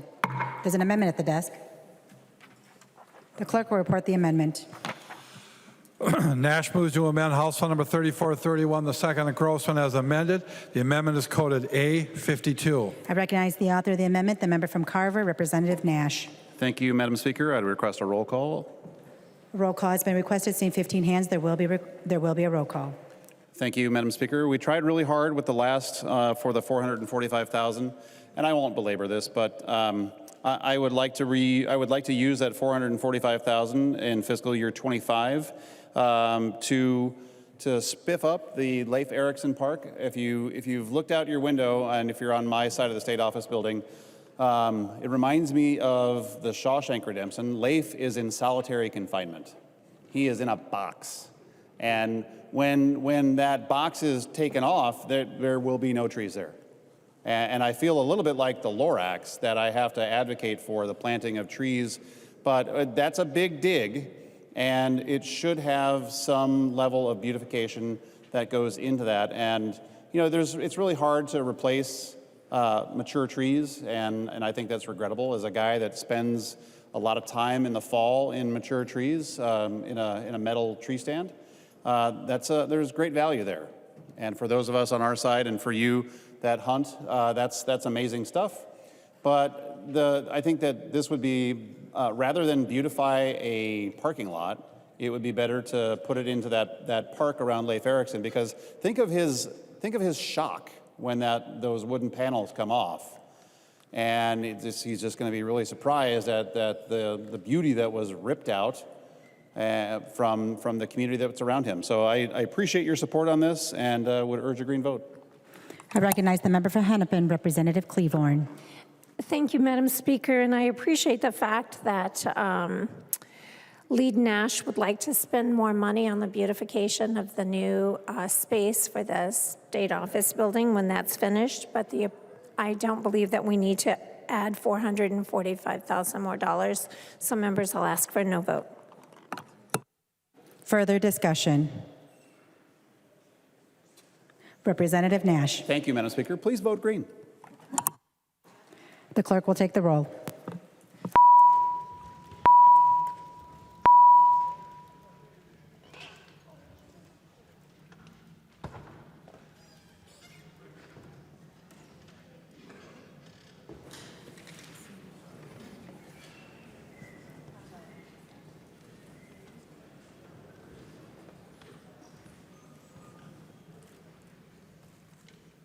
The chief clerk will call the names of the members voting remotely.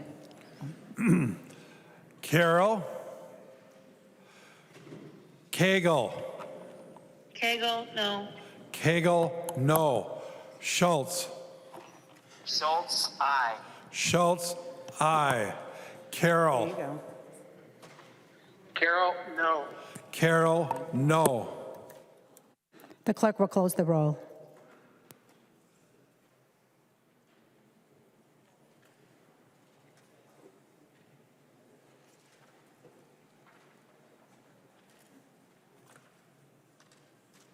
There being 60 yeas and 70 nays, the motion does not prevail and the amendment is not adopted.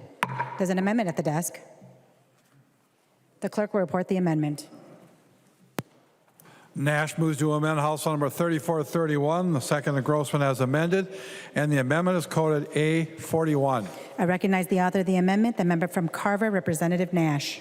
Thank you, Madam Speaker. I would request a roll call on the A41. Roll call has been requested. Seeing 15 hands, there will be a roll call. Thank you, Madam Speaker. So in line 7.5, there is a $4.8 million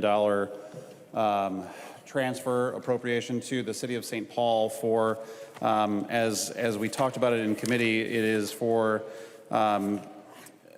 Capital Area Architectural Planning Board and Commissioner must expend money for capital area community and vitality. I believe we used the word in committee that it was for community voices. Send her some copies. And the chair can correct me if that's incorrect. But effectively, we're going to spend $4.8 million for the City of St. Paul Planning and Economic Development to make subgrants to the Community Vitality Grant Program to support Community Voices Initiative. It's right there on line 7.7. And what I would like to do with this is just simply delete it and let it go back to the general fund. And if the author of the underlying bill would yield, Madam Speaker? Are you asking for Representative Klevorn to Yes. yield? She will yield. Representative Nash. Thank you, Madam Speaker. And Chair Klevorn, we did talk about, and it has Community Voices Initiative in there. Your stated goal in committee around this $4.8 million to the City of St. Paul was to, if I remember correctly, and my vision is coming back in my eye from my migraine, so thanks to Amanda Tinsley for the help there. But if I remember correctly, this was to help folks who are in the City of St. Paul understand how to bring businesses nearer to the Capitol complex and to operate commercially around this space, if she would yield to that question. Representative Klevorn. Madam Speaker, I want to make a clarification. Community Voices Initiative is not an organization. The 2023 state government bill, actually I think it was in the economic development bill, had a provision where they granted $5 million to the capital area for revitalization and economic development. So the appropriation of the $5 million was last year. We both agree on that. Over the period of the interim, the Community Vitality Task Force met. They put together a work plan, and through that work plan, there are various activities that would occur in the capital area that would help spur redevelopment and preservation of the community and uplift the community that has been neglected for quite some time. And it is the voices of the community members that have come together, the businesses, the churches, the people, the entities that have interest in the community to decide how best to improve the community and to lift it up. And that is what you are calling the Community Voices Initiative. So I encourage members to support this, and it's very important that we work to improve the area that we come into and use every day. Representative Nash. Thank you, Madam Speaker, and thank you, Chair Klevorn. One other question for the chair, if she would continue to yield. She will yield, Representative Nash. Thank you, Madam Speaker. In the line 7.8, it says the city may retain amounts for grants administration and oversight. You know that I'm kind of a hawk on grant oversight retention. Can you tell us what the amount of that would be? Because that is very, very, very, I think that's four varies to germane to the bill, as we have talked about for many, many years about what percentage will get peeled off of this $4.8 million to administer these grants. Representative Klevorn. Thank you. And if you will recall, last year in the state government bill, we set 5% for non-competitive, 10% for competitive. Representative Nash. Thank you, Madam Speaker. And I won't belabor how many would be competitive and how many would not be competitive because we don't know. So, but it could be a lot of money for grant administration. And, you know, I'm not crazy about the 10%, but the whole goal here is my paradigm, and I believe the paradigm of many that might be here is, if I were a business owner in St. Paul, I would advocate for myself without the expenditure of $4.8 million. I don't need $4.8 million to be expended to have a meeting, maybe at a coffee shop or Casetas. We could go to Casetas. I love Casetas. We could go there. We don't need $4.8 million to say, hey, Representative Hudson, owner of the ABC business, how would you like to interact in this space and develop, and I'm not asking him to yield, but how would you like to interact in this space? You don't need to spend $4.8 million to advocate for doing business in and around the community. As a very interested business owner, and as you remember, I sold my business. I'm a recovering business owner. I'm happy to be in that recovery. But I would advocate for my own business on my own nickel to make sure that I could find a way to advance the interests of my business. I didn't need someone to get together and have a coffee klatch to talk about how do we improve our situation. So the amendment is simply to delete this, and I believe I asked for a roll call. And with that, I would appreciate your green vote. Further discussion. The member from Chisago, Representative New Brindley. Thank you, Madam Speaker. Would Representative Klevorn yield for a question? She will yield, Representative New Brindley. Thank you, Madam Speaker. It sounds like this task force has already met, and so I'm wondering if clearly the funding, they decided that would most appropriately be distributed through the City of St. Paul. I'm wondering if you can tell us about some of the initiatives that they have thought would be a good idea for this funding. Representative Klevorn.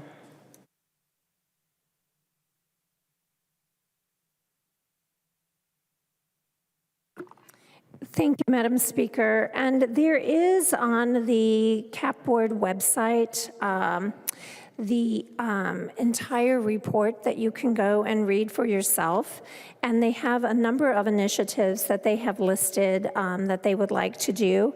And what will happen is members from the community will come forward to the CAP board, pitch their idea, and then the CAP board will recommend several of them to go forward to the St. Paul Department of Economic Development, and there they will be vetted to see if they meet the criteria set for use for these grants, and if they do, then those initiatives will be funded.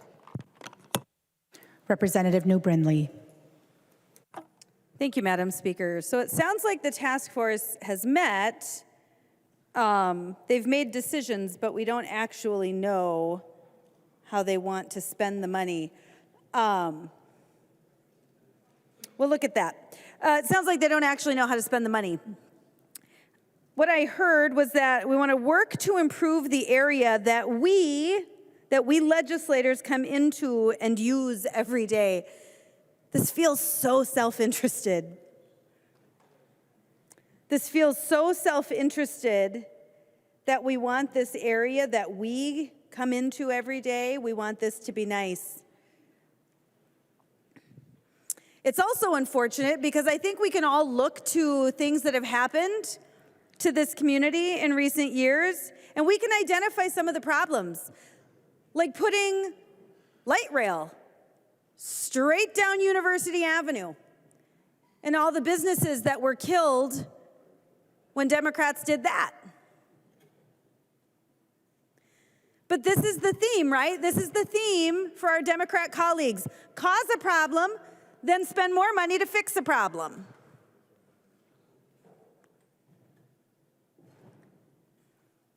That's what this is. You caused a problem, and now you are going to try to fix a problem. And forgive me for not really trusting that you're going to fix a problem. But I don't trust that you're going to fix a problem.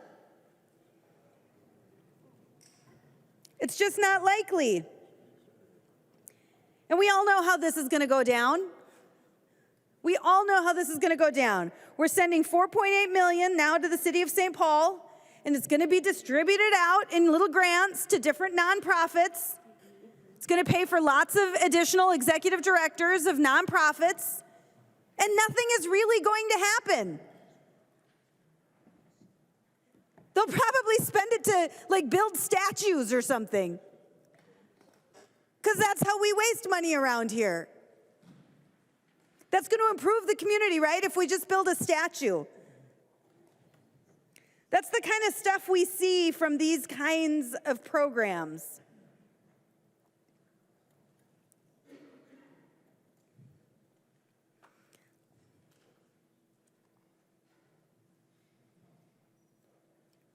But we rarely actually see improvements to the communities. It's all window dressing. It's all window dressing. That's what we do.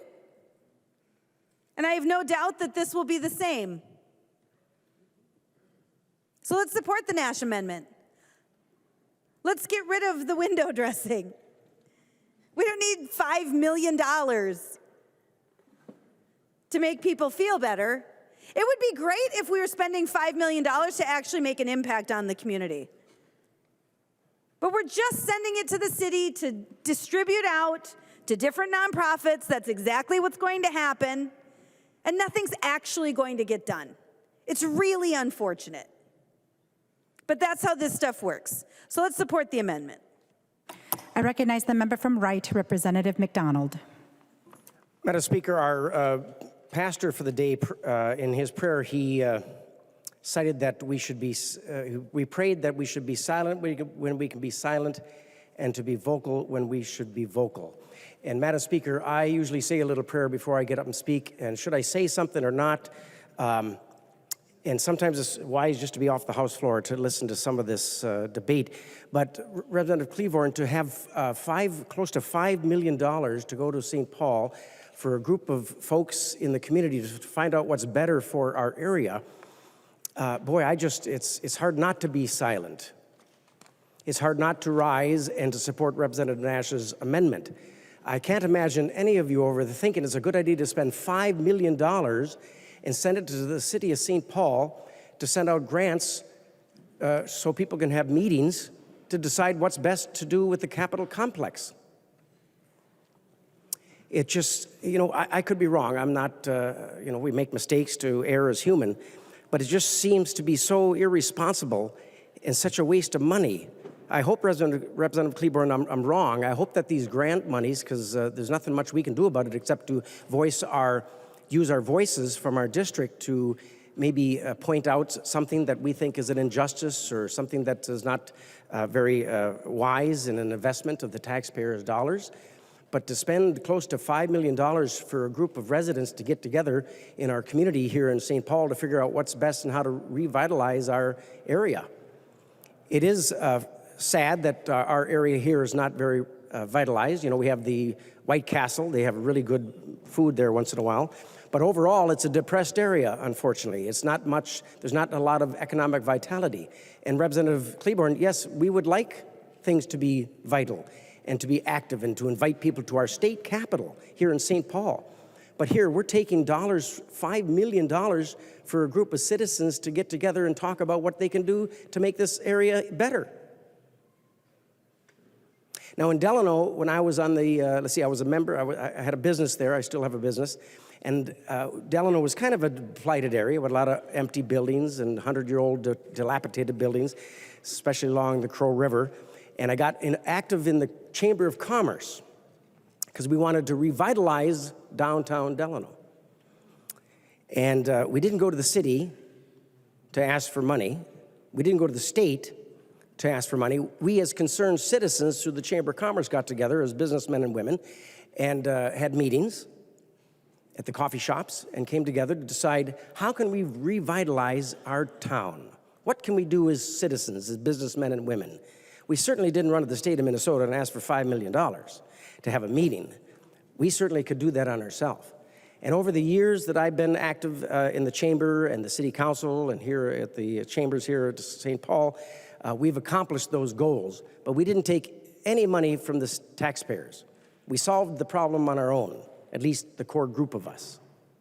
But Representative Klevorn, I ask you, of this 4.8 million, or I think you said 5 million, in grants, will some of that money go to actually bricks and mortar or go to men and women that will build a business and revitalize this area? Would Representative Klevorn yield for a question, Madam Speaker? She will yield. Representative McDonald.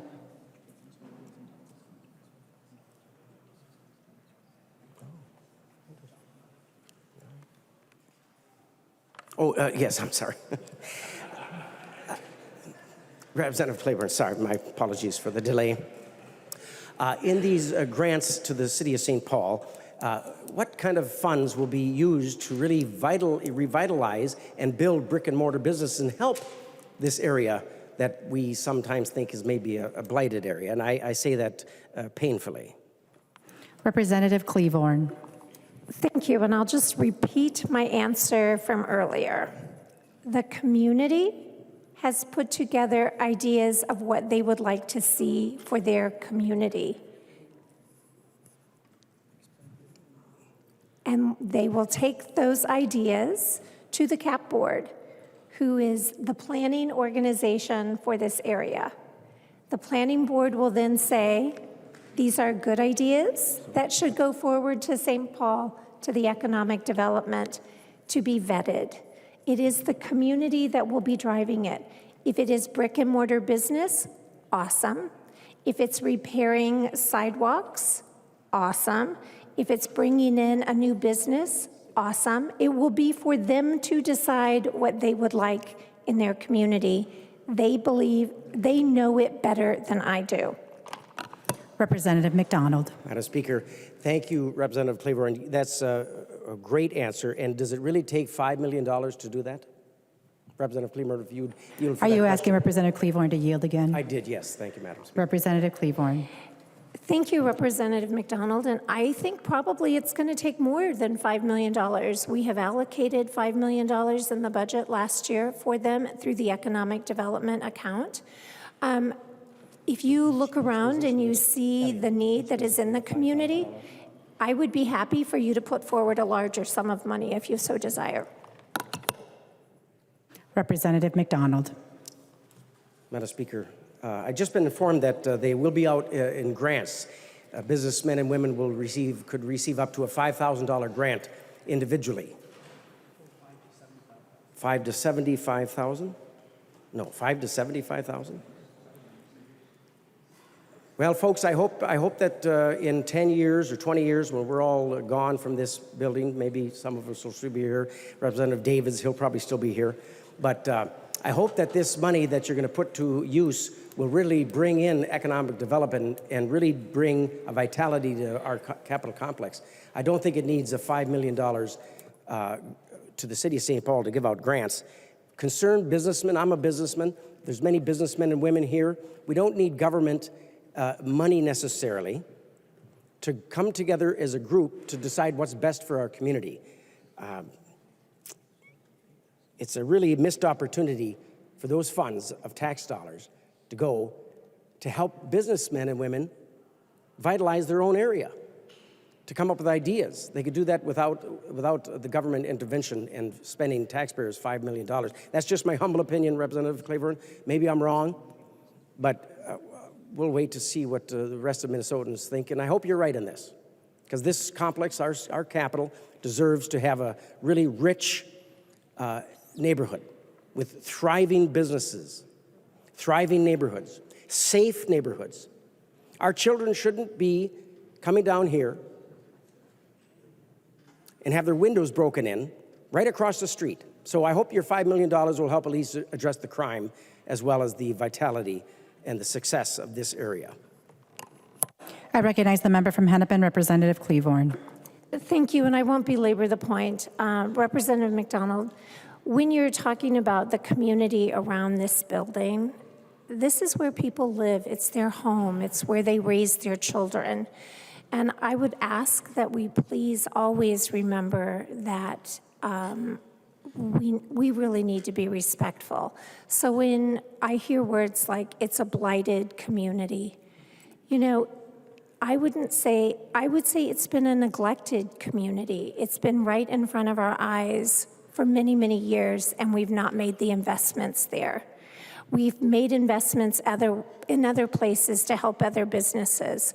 I can't remember exactly how much money this body granted for the Section 179 tax credits that helped many of our businesses. I don't remember exactly how many millions and hundreds of millions of dollars we forgave in PPP grants. So we help businesses and we help communities all over this state with tax dollars.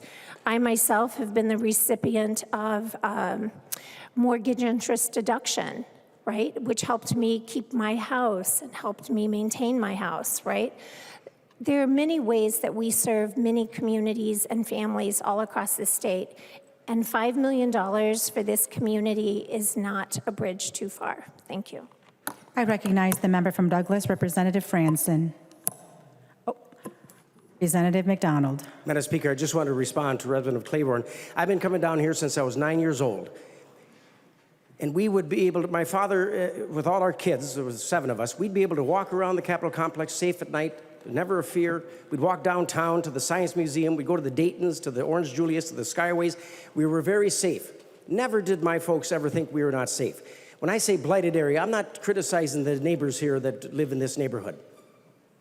As far as the investment, we've spent $320 million on this building. We spent another $92 million on the Senate building, and we're spending another $730 million on the building across the street that you guys think is so important. I call it the prodigal building.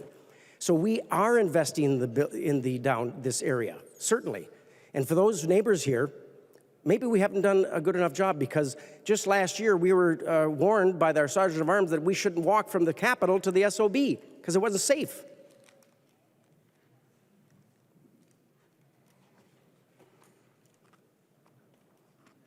It wasn't safe. How much money, more money, do we have to put into this area before it's safe?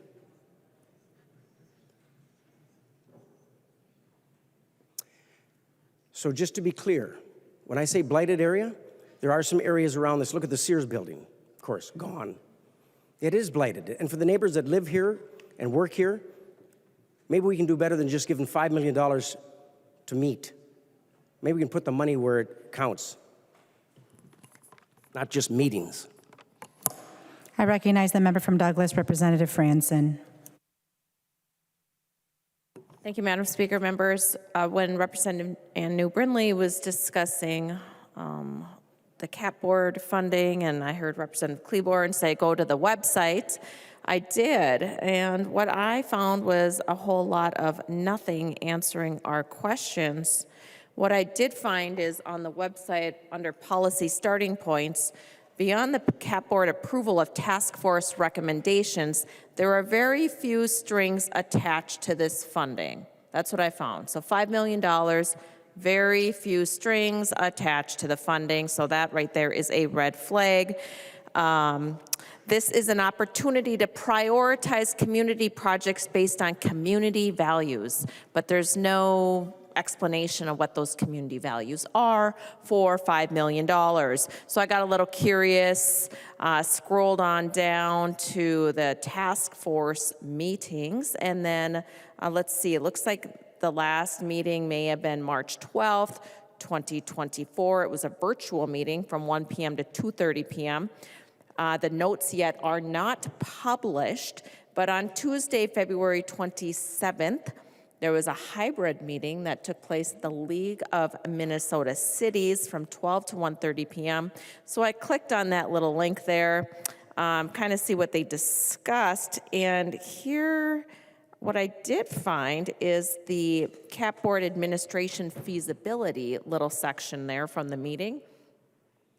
I wish it was a little larger because my eyesight isn't what it once was.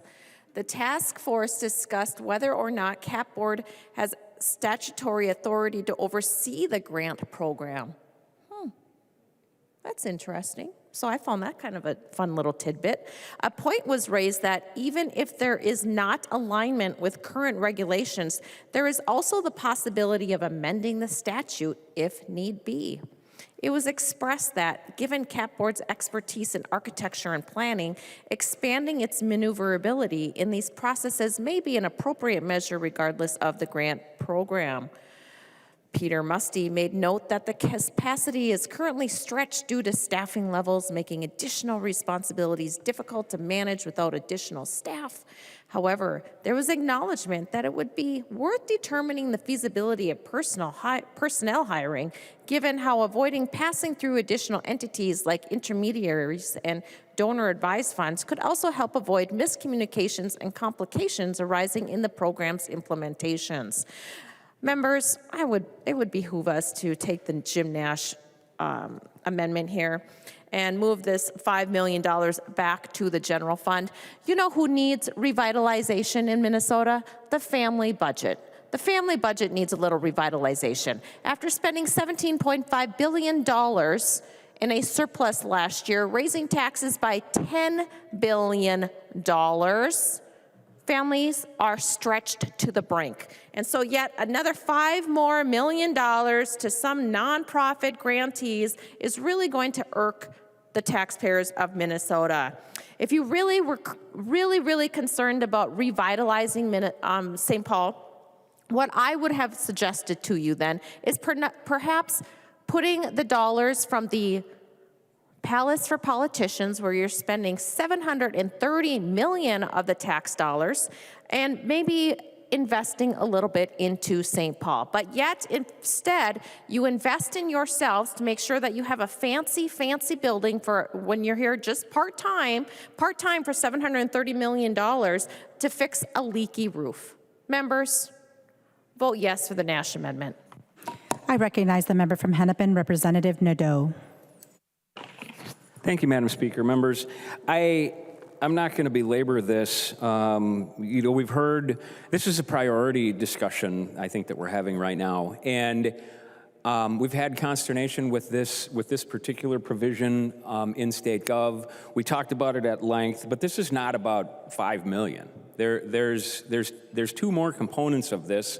Number one is we're going to spend $31 million on the Rice Street reconstruction and related area, and then there's another $5 million for the Capitol complex. And in this bill, there's another $2.5 million that are going into this Capitol Mall as well.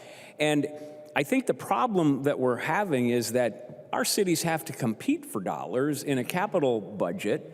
And this is a direct appropriation, and I don't think anybody over here is arguing against the validity of it. Maybe some of us are, but it's unfair. It's not fair. And I spent a lot of time looking at this task force, and there isn't cap board oversight.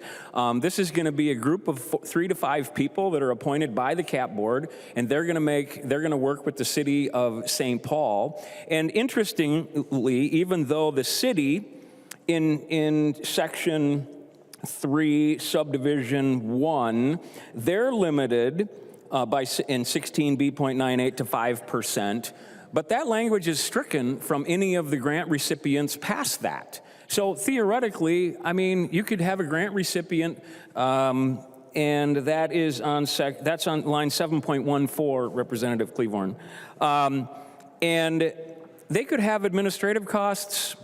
There is no limit because 16B.97 to 16B.991 are they don't apply to the grants in this. So this is a fairness issue. And again, I looked at the task force and I was amazed. 20% of the population of the 6,500 people that live in this district are disabled. That is a huge number.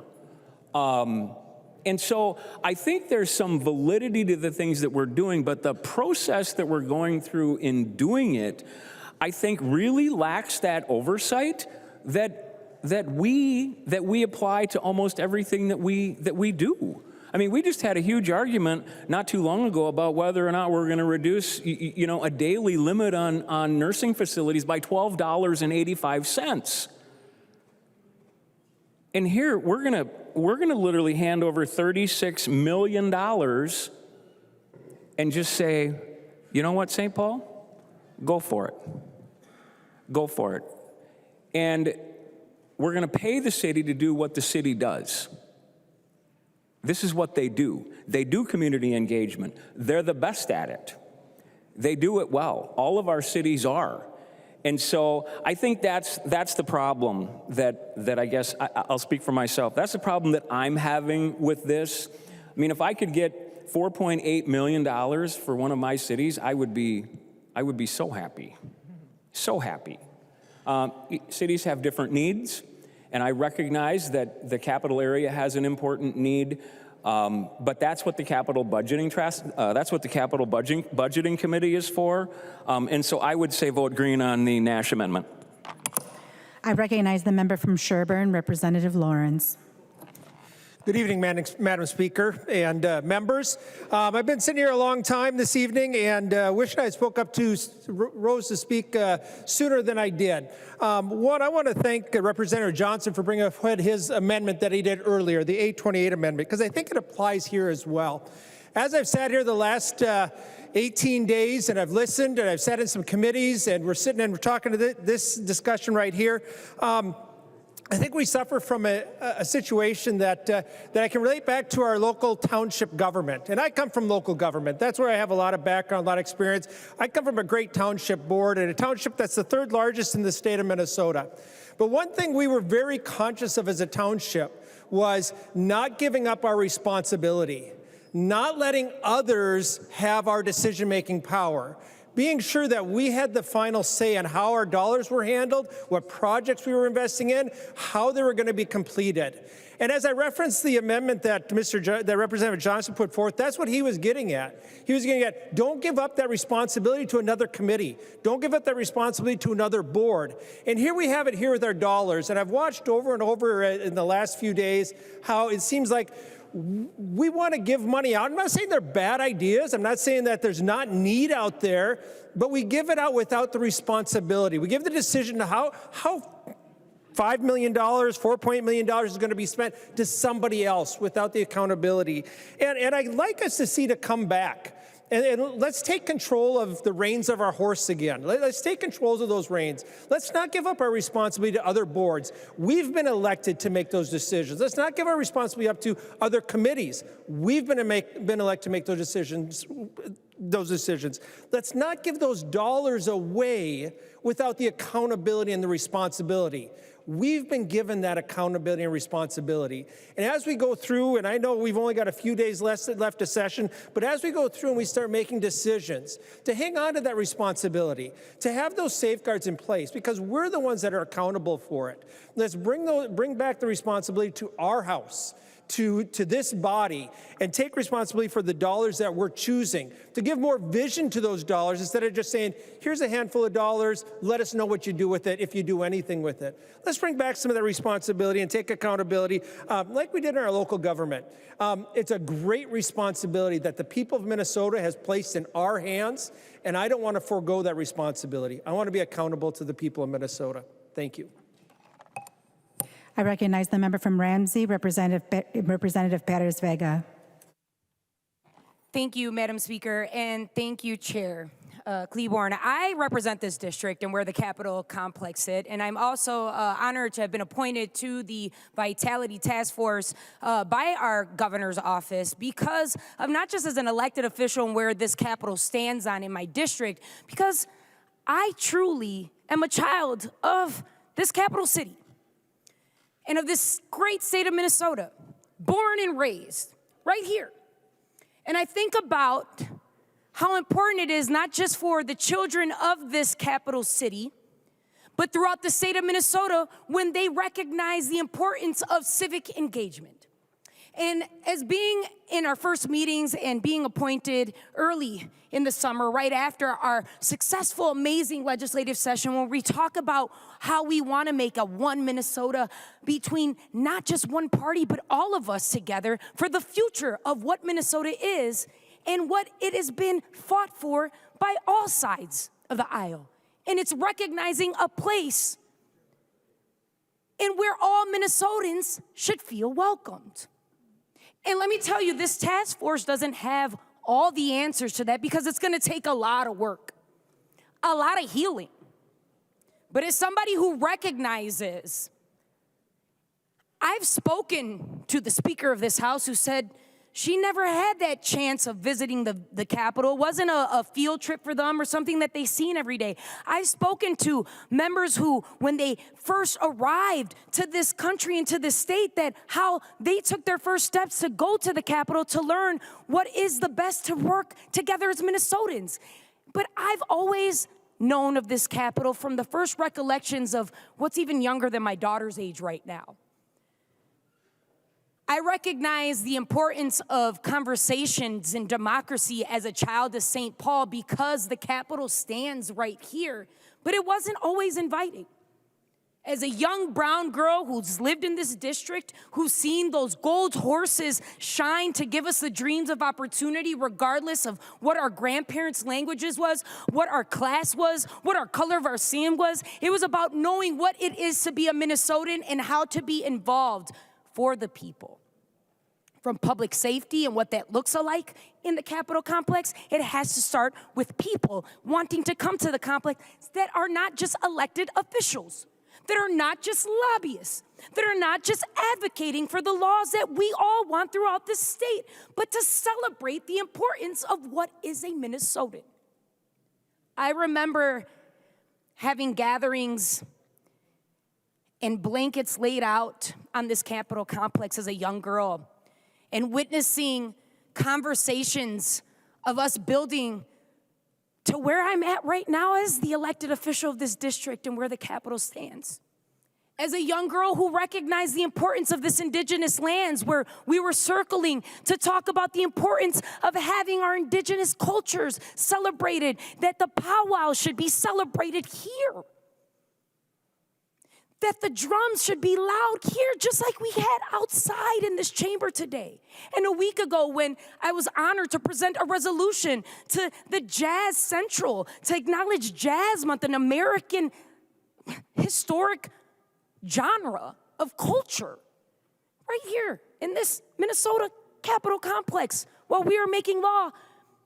Folks playing music and children coming out to learn how this body and how these chambers and how civic engagement is. And I will keep speaking because I've heard you speak all night with some of the most insulting words about people who make this Capitol complex grow. Keep strong, keep clean. Drive from not just St. Paul, but all over this state, regardless if we're making laws and pressing yes and nay, or they're coming here to enjoy what the chaplains are praying, whether it's in your language of native language, or our native language, or your native language, or what you've practiced as practitioners and worshipers. Our temples, this Capitol is a temple of Minnesota for all Minnesotans. We need to do better.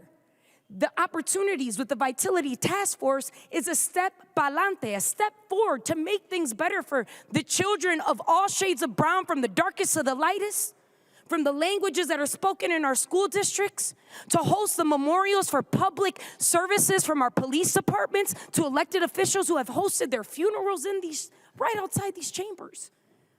I think about the little girl who dreamt around with so many folks enjoying music and celebration when we actually had the taste of Minnesota, which many folks don't want that in a bonding bill, but I enjoy it whether we're having a taste of Minnesota by just being present with a sandwich or arroz con habichuelas and tacos or gyros or truckers that are here workforcing from all different types trying to pay for permits that give our money revenue.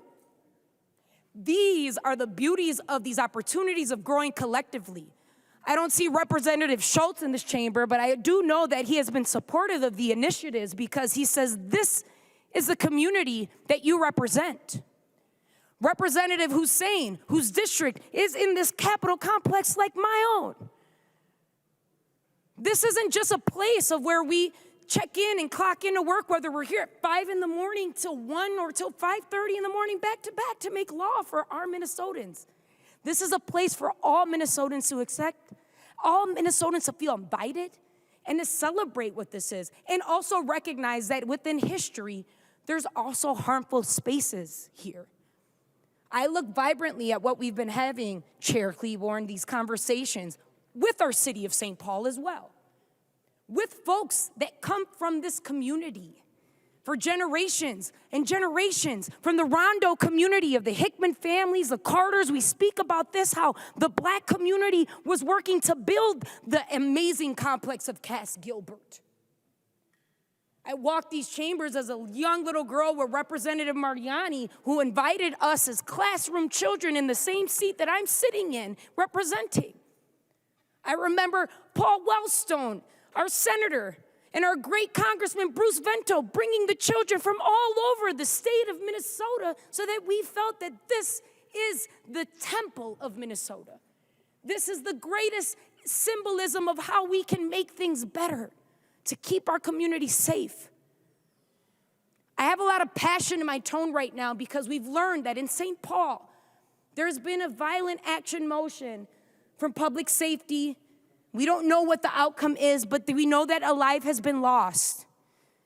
And those things don't happen when you see that there's funding in Vitality, when you see that there's funding in learning about our communities, engaging in public safety, engaging in opportunities for youth programs. You all have children in your district that you represent that they've been in these chambers, and if they haven't, they should. Because I know that I had Vitality as a child and it wasn't a privilege. But it became a privilege as soon as our leaders in this state brought us here to recognize that this is a part of our everyday lives as Minnesotans. We need to celebrate that. We need to work together on that so that we can see the numbers from your district to mine, where this Capitol sits in, where we make law in, be celebrated and rejoiceful. Be unifying. Yeah, it's millions of dollars. Things are expensive. And we're trying to make things balanced here, regardless if you say it or not, regardless if you're accounted for or not accounted for. But we bring revenue into the state, and we deserve to feel that welcoming for all. Thank you. I recognize the author of the amendment, Representative Nash. Okay, I will recognize the member from Wright, Representative Hudson. Thank you, Madam Speaker. I appreciate the accommodation. I want to speak softly. Representative Perez Vega, I speak as an alien in your district.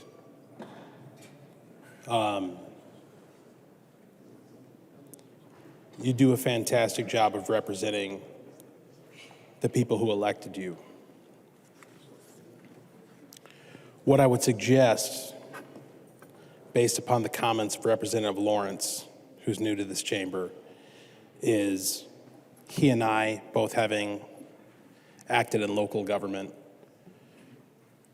have experience with coming up with plans. This is what we're going to do. This specifically is what we're going to use this money for. The problem that we have on this side of the aisle is that you're talking about $5 million to go to we know not what. And you talk about doing the work. We'll do the work of determining what you're going to spend the money on, and then come present it to us so that we know what it is that we're investing in. I think that's a fair ask.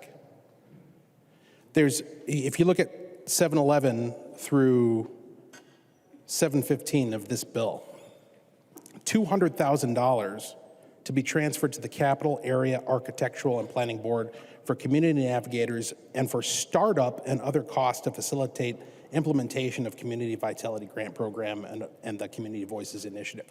We got to pay for startup costs. I mean, you're conveying in the bill that you're not ready for prime time. You don't have a plan. We're just going to give you the money and you can figure out what you're going to do with it after the fact. That's not how it works out in Albertville. It's not how it works out in Zimmerman. We have to have plans for what we're going to do with our money before we go to the taxpayer and ask them for it. That's not unreasonable. We heard an example earlier of potential uses of this money being fixing sidewalks. Sidewalks. The city of St. Paul isn't fixing their sidewalks? I got to imagine if we examined their budget, we could probably find some places to cut and shift that money over to that essential government service.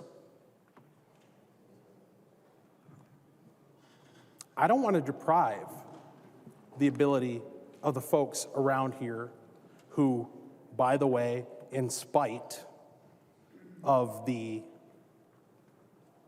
warnings that I receive about where I should walk and where I shouldn't, I visit around this community. I spend money around this community. I talk to people who live here.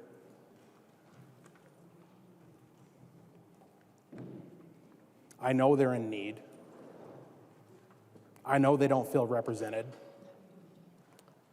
which is ironic.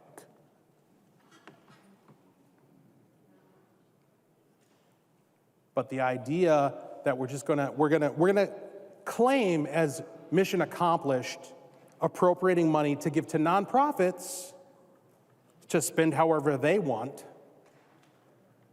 without some accountable body answering to those people first,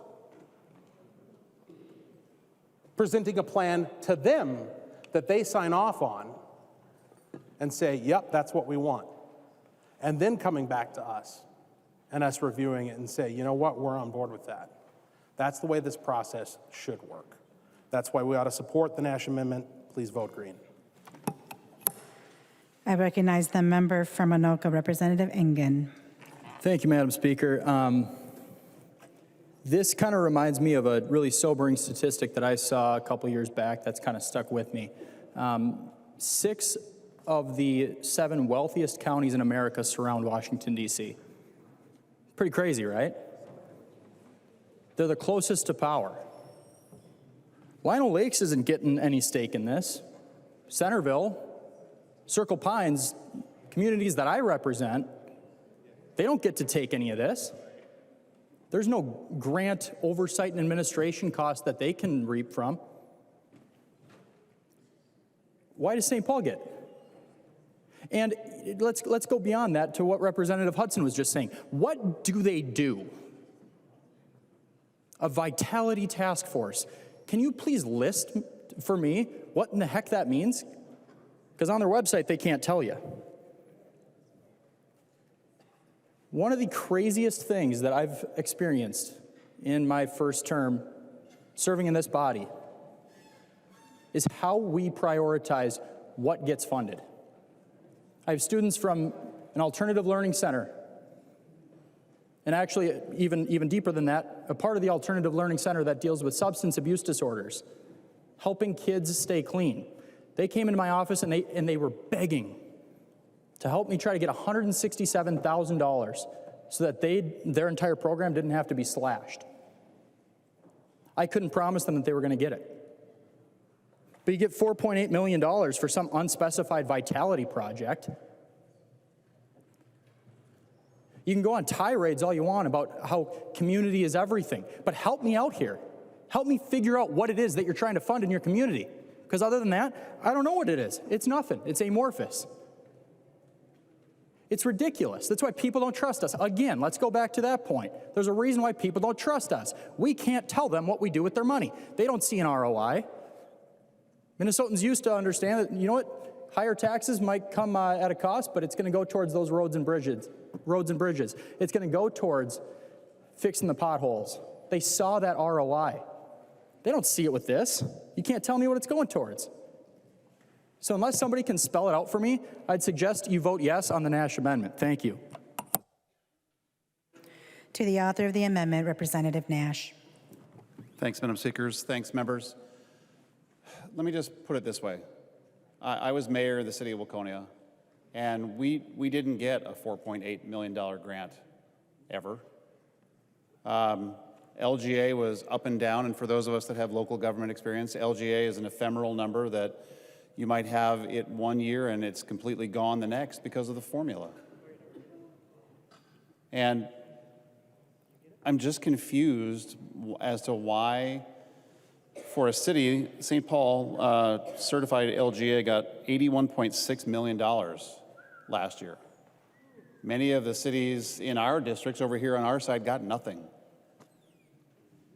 And when we do downtown revitalization, I think Representative McDonald talked about it, that we figure out through the Chamber of Commerce, through businesses, through business owners, how are we going to find a way to jumpstart things in our downtown area. We did a downtown revitalization project in Waconia, and we figured it out over a long period of time because we didn't want to spend money that, one, we didn't have, but we didn't have a granting organization to give us that big bag of cash. And we've got a bunch of mayors and city council members over here. I think that if you were to ask them, and I'm not going to, but nobody said, here's $4.8 million for you to revitalize the area around your city hall, or maybe you serve in the county seat, or any of those things. And that's why we're talking about this amendment. It's not because we don't love St. Paul. I do. I feel like I am one of the luckiest people that gets to serve here. I really feel that way. I love St. Paul. It's a great place.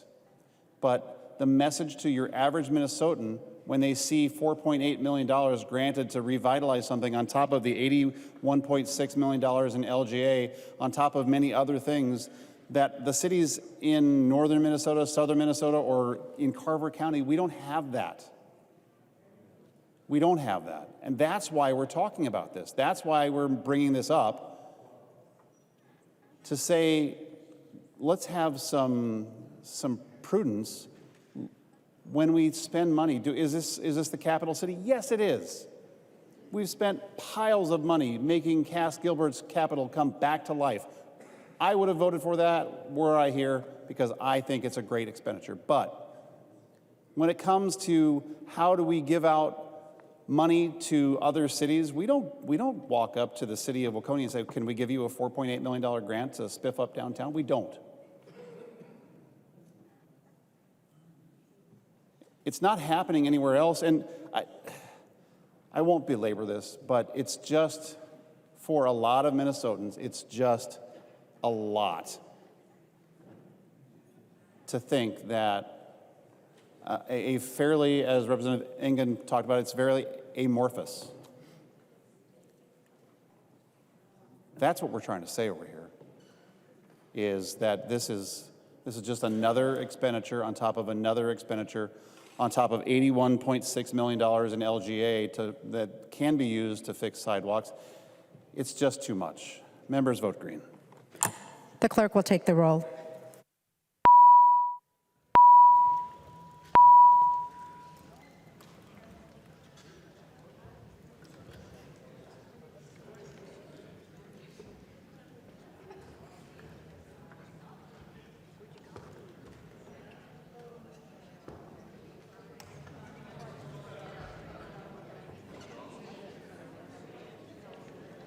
Will the clerk please call the names of the members who are voting remotely? Carroll. Carroll, no. Carroll, no. Schultz. Schultz, aye. Schultz, aye. The clerk will close the roll.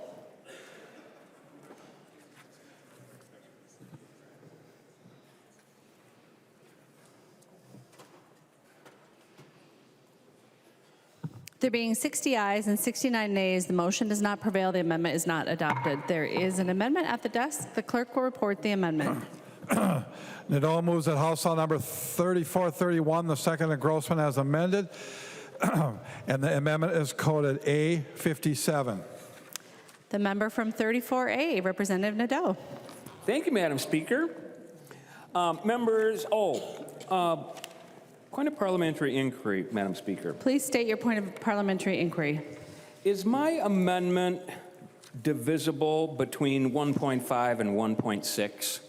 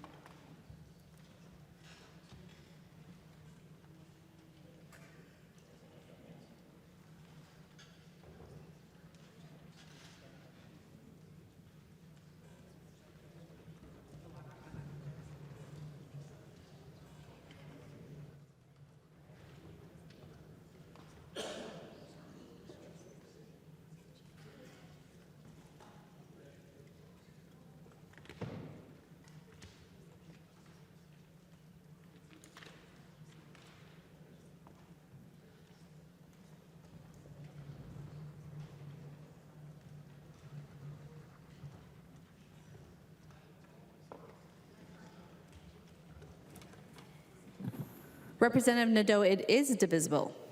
Would you like to vote on 1.1 through 1.5 or 1.6 and 1.7 first? I would like to do 1.6 to 1.7 first. Okay, on the second half of the Nadeau A57 amendment, Representative Nadeau, please explain.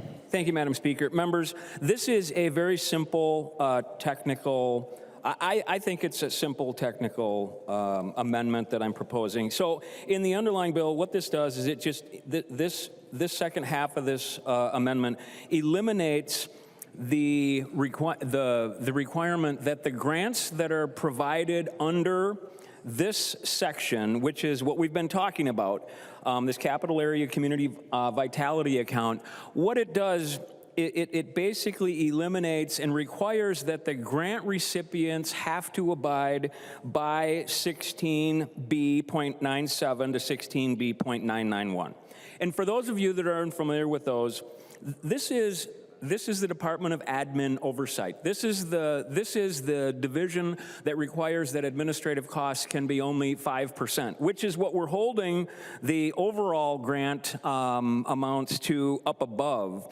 This is the ability to make sure that there isn't conflicts of interest, that ethics are upheld, that if there's reports, if there's violations, that someone reports those violations, that they're audited, that there's grant administration, that evaluations are done with the dollars being used. It ensures that grant recipients have the ability and the financial wherewithal to actually do the work. So, it really is just providing some oversight. So I don't know why it was included, but my amendment is to basically make sure that these grants that are going out have that oversight of the Department of Admin. The member from Hennepin, Representative Klevorn, to the second portion of the Nadeau amendment. Thank you. So we are referring to the second part as lines 14 and 15. Is that correct, Madam Speaker? Lines 1.6 and 1.7 of the amendment. That's correct. Okay. Members, I think this is fine with me, and I would encourage a yes vote on this portion. Representative Nadeau. Thank you, Madam Speaker. We take a vote on this, or should I go to the next one? We'll vote on this part first. Thank you. Any further discussion? Seeing none, all those in favor, please say aye. Those opposed, please say no. The motion prevails. The amendment is adopted. Second portion of the amendment. On the first portion of the Nadeau amendment, Representative Nadeau. Madam Speaker, members, the first part is, so you'll see that on line 1.2 to 1.5 of the amendment, it's talking about we're excluding the ability to have aid-based grants to families providing rent and utility assistance, and then number 2 would be capital grants that support the fixing and improvement of residential properties in disrepair. Now that sounds awful, that I would want to eliminate that. But the reason that I'm moving this is, number 1, we already have substantial programs through other departments that do this work. That's the first thing. The second thing is, as I read, and to be completely transparent, these two things are specifically listed in the task force report as things that they want to do. Okay? So this is a vitality account. There's a lot of work that is going to have to happen in order for these dollars to go out there. And as much as I would prefer that it went through a different process, we are here today. And so why I want to exempt these is that we want to this is one-time dollars. And we want to make sure that these dollars have longevity. And in committee, I tried to move these funds to the Port Authority to create a revolving loan fund where these things could be used a few times over. I was unsuccessful, which is totally fine. So what I want to make sure of is that in this thing, in this amendment, that we're literally focusing on those vitality activities that the task force comes up with that's going to help the Capitol complex and not try to supplant money that is currently available for these people and these residents. Thank you, Madam Speaker. The member from Hennepin, Representative Klevorn, to the first portion of the Nadeau amendment. Thank you. And members, I would ask for your no vote on this. The community had over 79 different engagements on this, and it was something really important to the community. And to be able to keep someone in their home with a very small grant, or to be able to work with one of the families that Representative Nadeau mentioned earlier that has disabilities, and to be able to get their home into a good place so that they would have those small repairs that make a home more habitable. I think this is something that's very good use of these funds. So members, on this part of it, I would ask for a no vote. Representative Nadeau, any further discussion on the first portion? No, Madam Chair. Thank you. Please vote green. Did you want a roll call? Okay. All those in favor of the first portion of the Nadeau amendment, please say aye. Those opposed, please say no. The motion does not prevail. The amendment is not adopted. There's an amendment at the desk. The clerk will report the amendment. Nash moves to amend House File Number 3431, the second engrossment as amended, and the amendment is coded A53. The member from Carver, Representative Nash. Thank you, Madam Speaker. The A53 would insert into the bill language that says that notwithstanding laws to the contrary, that funding would go into the bill to make sure that we are compliant with the vision of Cass Gilbert. I think that's a very important thing, that as we move forward on things around here, that we recognize just the amazing effort conducted by Cass Gilbert. And brief story, and then I will, there's an amendment to the amendment, but the brief story, yesterday I went to the Twins game with a college friend of mine that I hadn't seen in many, many years. Afterwards, he said, hey, show me your office. So we came in here, I came into the Capitol with him, and he walked around, and he's from Texas, so the word y'all came up a lot, and I'm still not really sure what that is all about, but he was blown away by this building. He says, Jim, I've been to a lot of Capitol buildings. He likes to do that in his travels. And he was blown away. He goes, this is the most amazing thing I've ever seen, and he's seen a lot of Capitols. And I'm sure the chief clerk would agree with that this is the penultimate Capitol in our country, that barring the U.S. Capitol, and maybe even, that Cass Gilbert knocked this one out of the park. Now, while the Twins lost yesterday, Cass, in absentia, post-mortem, hit it out of the park. So I think that as we move forward with future things, that we make sure that we stay in the vision of Cass Gilbert, because really, fast forward to, I think it was my freshman term, maybe my second term, as we had plywood everywhere, and even then, I think you would agree if you were here, you could see great beauty in this building. And now that it's done, I walk up the main stairs regularly just to remind myself and level set myself to say this is about the best office building you'll ever go to, and that we should be humbled, sometimes to tears, that we get to serve in this. And we fight like cats and dogs, and we talk about goofy amendments, and we sometimes do things that make Pat Murphy cringe, but I think I'm here to help. But I think that we can all agree that complying with the vision of somebody who was truly an enlightened architect that built this amazing place, that is a testament to the Civil War and a testament to the contributions of Minnesotans, that is something that we should stick to. And Madam Speaker, I know that there is an amendment to the amendment. There is. I know I'm not part of the debate, but there's an amendment to the bring back the spittoons and get rid of the women's bathroom amendment. The clerk will report the amendment to the amendment. Damath moves to amend the Nash amendment to House File Number 3431, the second engrossment as amended, and the amendment to the amendment is coded A59. The member from Stearns, Representative Damath. Representative Nash, I never get to have any fun. Representative Damath. Thank you, Madam Speaker. And isn't all of what we're doing fun? That's what I thought. The amendment to the amendment, the A59, would actually just insert the fact that any project underway would also align to that vision, the original vision of the architect, Cass Gilbert. And that is as simple as the amendment is. Discussion. Does the maker of the underlying amendment want to speak first? Otherwise, I'll go to the author of the bill. Well, the maker of the underlying amendment, friendly or unfriendly amendment to the amendment? Representative Damath, were you about to ask for a roll call? I was. Thank Representative you, Madam Damath requests a roll call. Seeing 15 hands, there will be a roll call. Representative Nash. Madam Speaker, I think this is a fantastic amendment, and I know that there are a number of members that would like to speak to this. So I will sit and let those among us that are wise speak to this. Perhaps Representative Erdahl would like to speak to this. The member from Hennepin, Representative Klevorn. Thank you, Madam Speaker. And you know, the work of the CAP board is to ensure that Cass Gilbert's design and vision is upheld. We do not need either the A59 or the A53, as that is the jurisdiction of the CAP board, and this is the work that they do.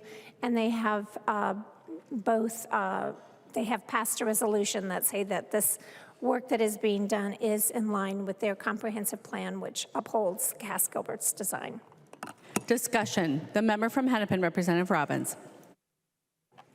Thank you, Madam Speaker, and members. So I appreciate what Representative Klevorn just said, and I think that's exactly why this amendment to the amendment is needed. And so this amendment to the amendment, sorry, just my contacts are dry and I can't quite see my own writing here. But the amendment to the amendment ensures that Cass Gilbert's vision applies to projects currently underway, which we all know is the state office building remodel, $730 million palace for politicians that somehow in the Rules Committee, or last session actually, last summer, the CAP board was removed from. And they are not complying with Cass Gilbert's vision for the Capitol, especially regarding that far stairway by the governor's office, which is supposed to be open to the public. All 4 stairways are supposed to be open. And as I've done a lot of research on this issue, members, when the other body's building was constructed, there was concern that the back stairwell here behind the house was going to be obstructed for the public, and they had to redesign that building to align with Cass Gilbert's vision. There was even what they called in the documents, a Cass Gilbert test to make sure that that building fit with the Cass Gilbert vision. That Cass Gilbert test was not applied to the remodel of our office building, and the stairway access from the governor's stairway entrance is going to be blocked. And it is not, the Cass Gilbert test wasn't even applied. And now the CAP board is cut out of this process. Members, if you care about the future of this institution, if you care about how we preserve this amazing, beautiful treasure for our state going forward for future generations, please support the amendment to the amendment so that we can adhere or at least have a conversation involving the CAP board with respect to the Cass Gilbert test before they get any further on that project. Thank you, members. The member from Meeker, Representative Erdahl.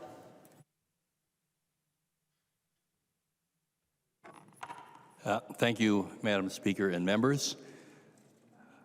In working with the restoration of the Capitol years ago, I became more and more acquainted with the efforts and the successes of Cass Gilbert, who actually moved to Minnesota as a young man, went to work for an architectural firm, and designed the railroad depots in Wilmer, Anoka, and Little Falls. And then he started working on bigger projects, the Endicott building in St. Paul being one of them. But in the early 1900s, when the need came to build this new state capitol at that time, there was a big contest as to who should be the architect in charge. And they were on the verge of selecting someone else when the campaign began to build for this young architect, Cass Gilbert. He agreed to accept the job if he was assured higher pay and total say over what happened to this capitol. Cass Gilbert was an early proponent of skyscrapers of the Gothic style. His buildings reflected historic traditions and established social order. He believed that they should be, that the Greek democracy should be reflected as an heir in the Capitol buildings. And he did the Minnesota Capitol, he did West Virginia, he did Arkansas. And this was his crowning effort. His vision clearly spelled out in this building. With the classic Greek architecture, sculptures, paintings, but also integrating the American Civil War into this, because this building was constructed largely by the descendants of Civil War veterans or by the veterans themselves. Interestingly, Cass Gilbert didn't want statues in the Capitol. And so these statues, as you walk around the rotunda, were not his idea. Frankly, he didn't like the sculptures. He didn't think that they were established enough to have their work in such a fine building. But he was overruled in that. He lived in Minnesota from 1882 to 1898, when he then left this state, going to New York to try to build, as he felt it, a national reputation. But his vision, his reputation, are still clearly felt each day in Minnesota, in this building, and in some surrounding buildings throughout the state. And so I sincerely believe that this vision should continue to be reflected in Minnesota. Closing argument. Representative Damon. Thank you, Madam Speaker. This is a great amendment. Please vote green. There is a roll call on the amendment to the amendment. The clerk will take the roll on the amendment.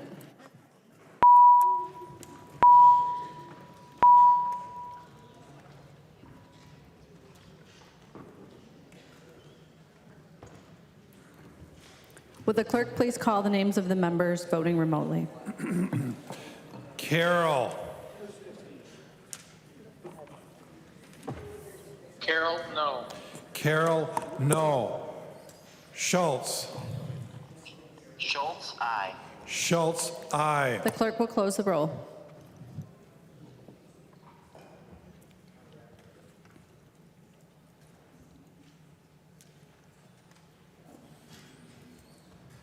There being 60 ayes and 69 nays, the motion does not prevail. The amendment to the amendment is not adopted. On the underlying amendment, Representative Nash.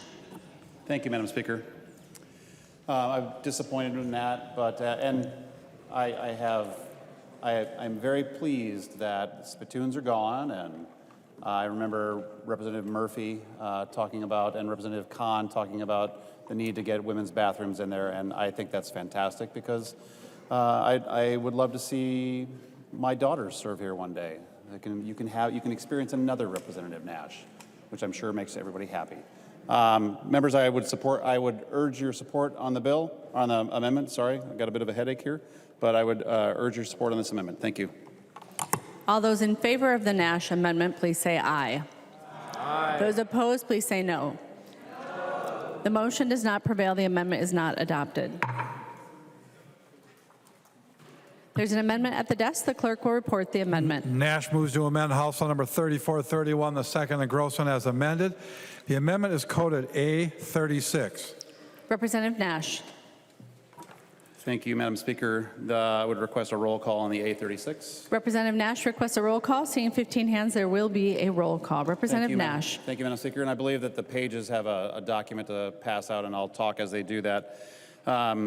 But a number of years ago, and Representative Garofalo seems to be off the floor, but a number of years ago, we passed a bill that made it so that plastic bags could not be banned by municipalities for the specific purpose of creating opportunity for people who are not able to, and I shared this in committee, not able to buy a bag like the Trader Joe's bag. Apparently that's a thing. There's a small cultic following for canvas bags by Trader Joe's, but a lot of people can't afford that. And when we have folks who are experiencing grocery stores leaving their community due to crime or whatever, we want to make it easier for them to make grocery purchases. And a plastic bag is something that is a very utilitarian object that is recyclable. And the letter is from the Grocers Association, where they talk about a lot of the efforts that they undertake to make sure that you can bring back your, as my wife does, the bag full of bags to the grocery store where you drop it in the little container. I think that the containers are made from recycled bags themselves to use that raw material once again. And I am troubled by, I think, and Chair Klevorn help me here because like I said, I'm still suffering from the migraine. We're doing the ban. We're banning, well, no, we banned the ban. That was my bill a couple of years ago, but now it's the ban. So I think, once again, and I'm being serious here, the grocers have put in a tremendous amount of effort into getting plastic bags being able to be recycled at repositories across the state. It really puts folks at a disadvantage when they have to find alternative means to carry their groceries home. I know that many of our members would love for paper to be something, but that adds cost to the grocers.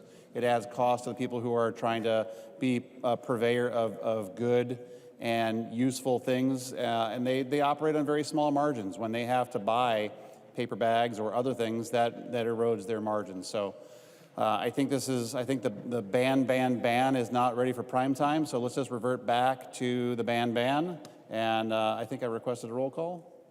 I did? You did. I'm struggling. And it's on. I'm struggling, members, so I would urge you to support the A36. The member from Hennepin, Representative Jordan. Thank you, Madam Speaker. Just members, to be clear, this is my bill that is an underlying bill here, and that is not a ban. It removes the preemption, so no bans would go into effect on plastic bans. To the point about voluntary recycling programs, they're great. They're really nice things to do, but they aren't dealing with our problem. And this bill would have no effect on those existing alternative collection programs that you see at your grocery store. And despite our best efforts, the vast majority of these plastic bags are not recycled. I'll remind members to some of the points that I saw people gagging and making really gross noises when I said. I will remind you that the average American, so that's all of you, that's all of your loved ones, is consuming a credit card's worth of plastic every week. You're eating that in your food, that you're putting in those grocery bags full of plastic. It's showing up in our air as those plastic bags disintegrate and enter our air and our soil. So members, cities are asking for this. This is a tool that our municipalities are asking for. Let's give it to them.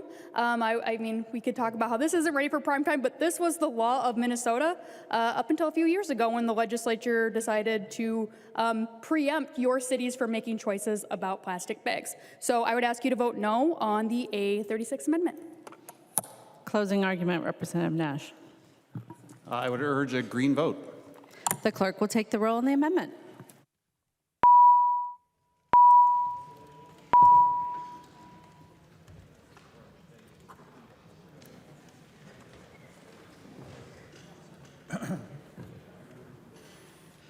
Will the clerk please call the names of the members voting remotely? Carroll. Carroll, no. Carroll, no. Schultz. Schultz, aye. Schultz, aye. The clerk will close the roll.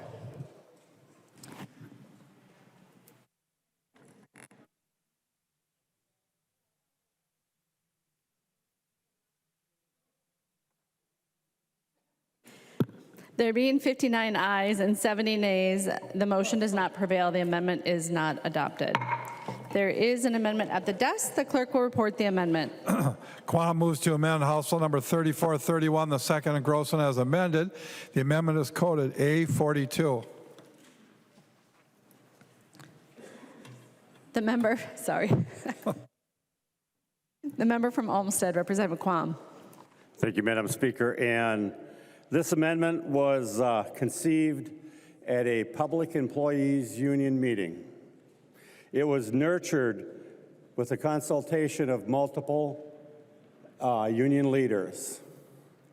This came up before I was elected. When I had it drafted with a sunset condition. And unfortunately, it was used, but not to a great deal because I started with, $5 or $6 billion deficit year, that budget, and there were several very tough budget years. The intent of this amendment is to empower the workers in the state to let them have a voice. In that union meeting, they said, well, it's that time of year again. and it was referred to Christmas in July because people had to volunteer to help find ways of spending it before they lost it. It was the habit of we didn't want to leave money on the bottom line because next time they might cut our budget. So I asked, what if?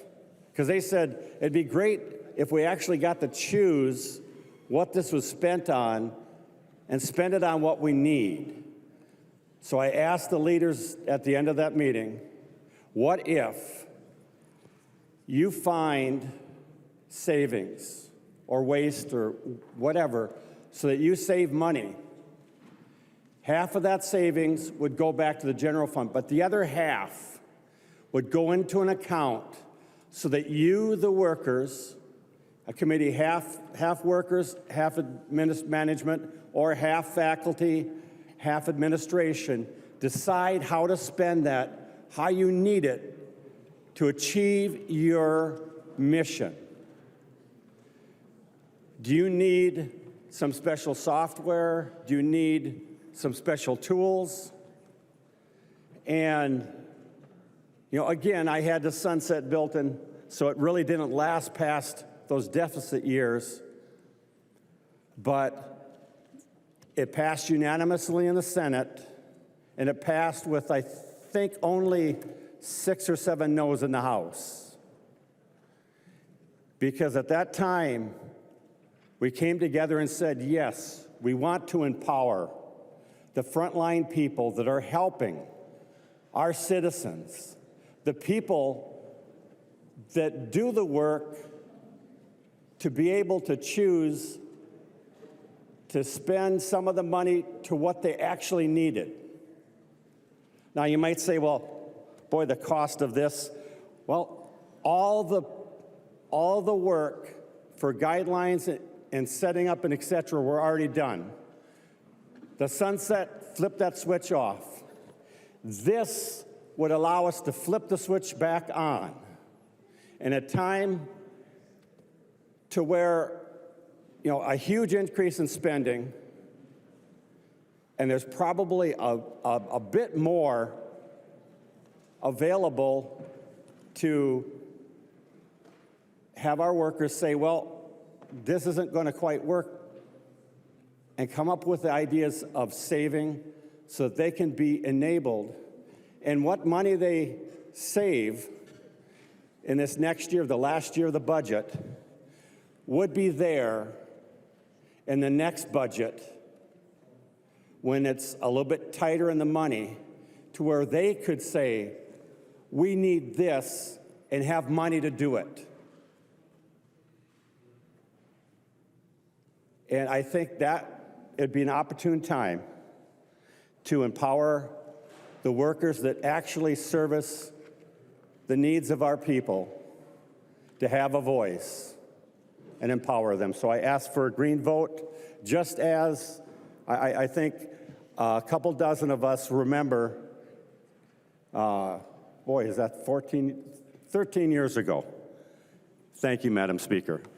The member from Hennepin, Representative Klevorn.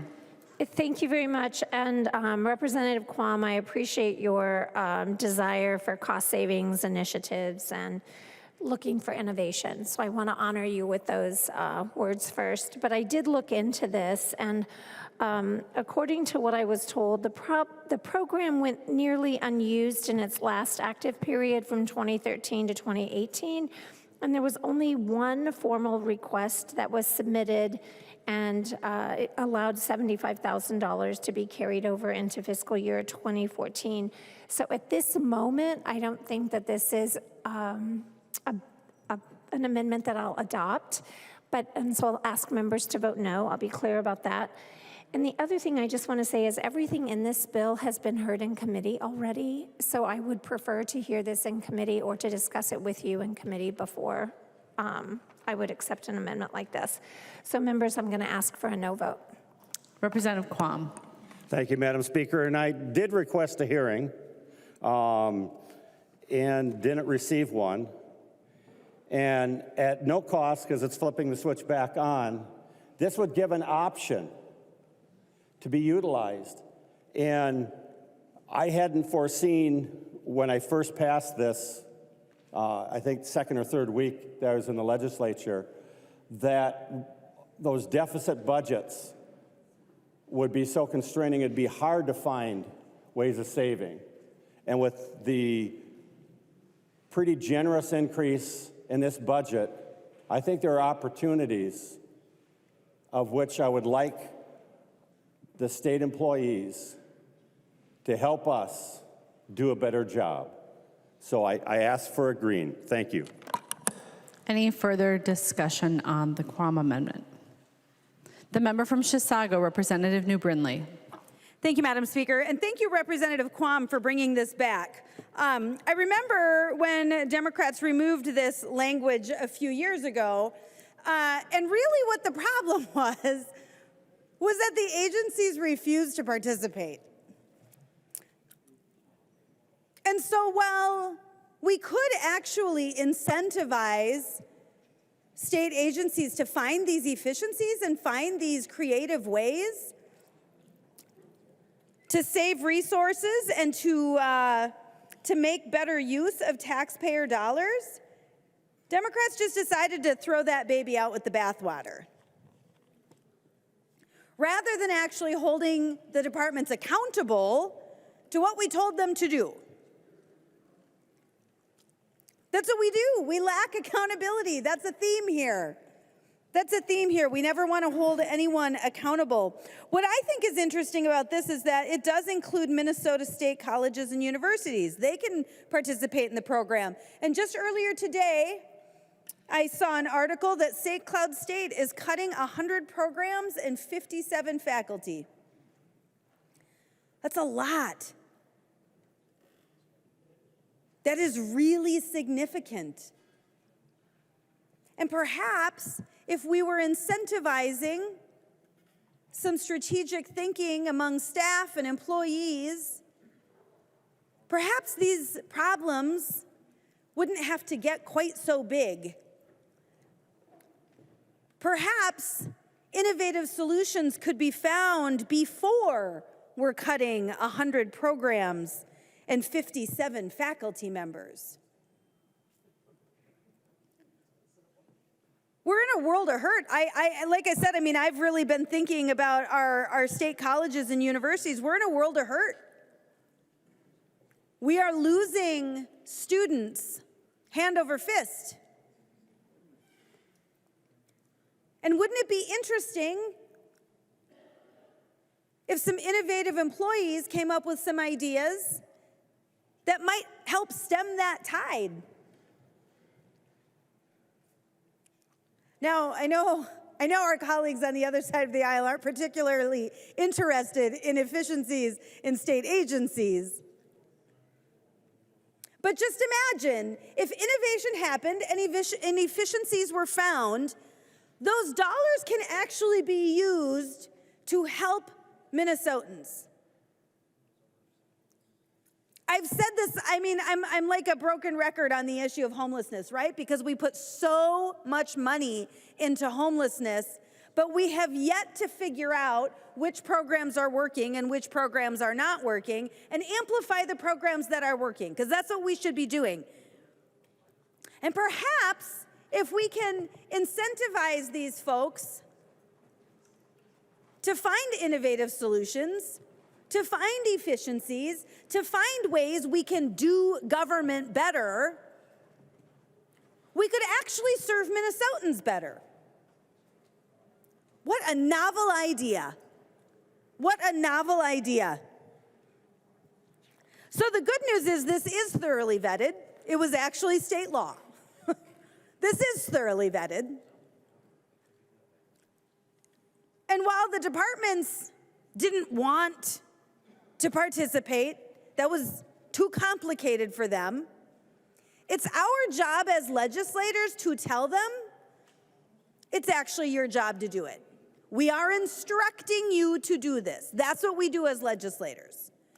So let's do that. Let's bring this back.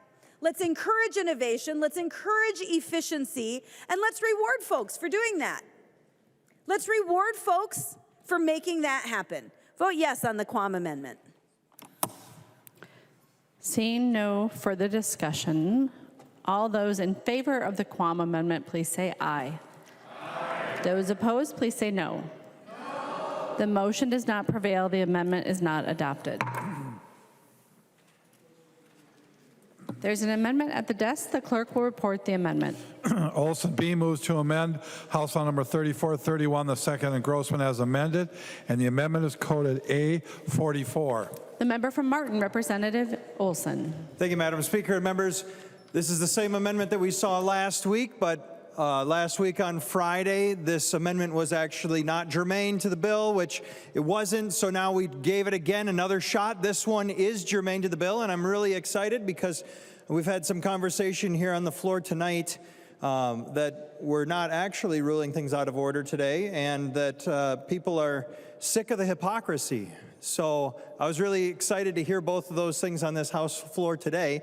Members, just to remind you what this is bringing a ask to the Minnesota people as to whether or not they approve of the seal and the state flag design that we've made. This committee to create this flag was designed within the state and local government bill last year, so we'll bring it back to the state and local government bill this year saying, Minnesotans, do you approve of the job that was done? Yes or no? I think it's a wonderful opportunity, whether you like the flag or you don't like the flag.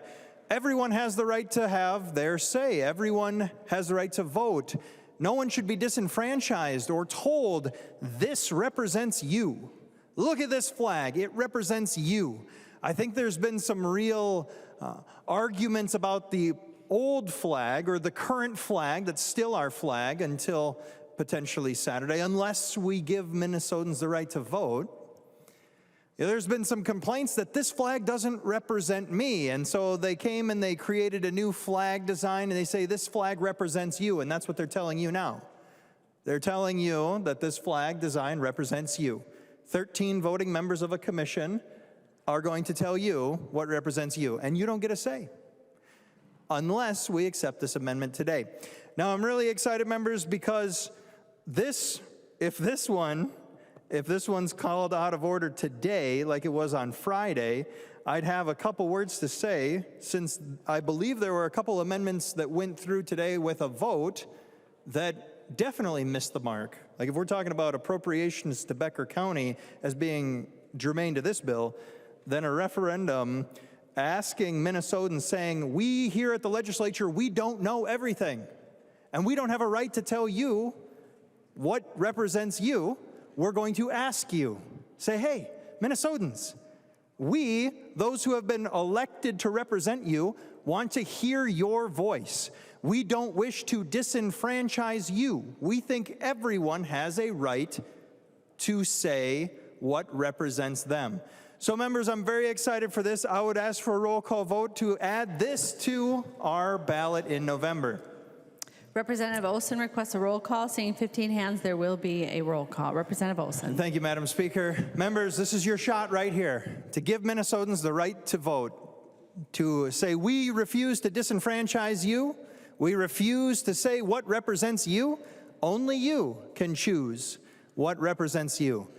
It's a very honorable thing that we are doing here today. I thank you for your support. The member from Hennepin, Representative Freiberg. Thank you, Madam Speaker. I rise to a point of order under Rule 3.21. Motions and propositions must be germane. The underlying bill includes nothing related to the process of changing the state emblems, nor to the designs of the emblems themselves.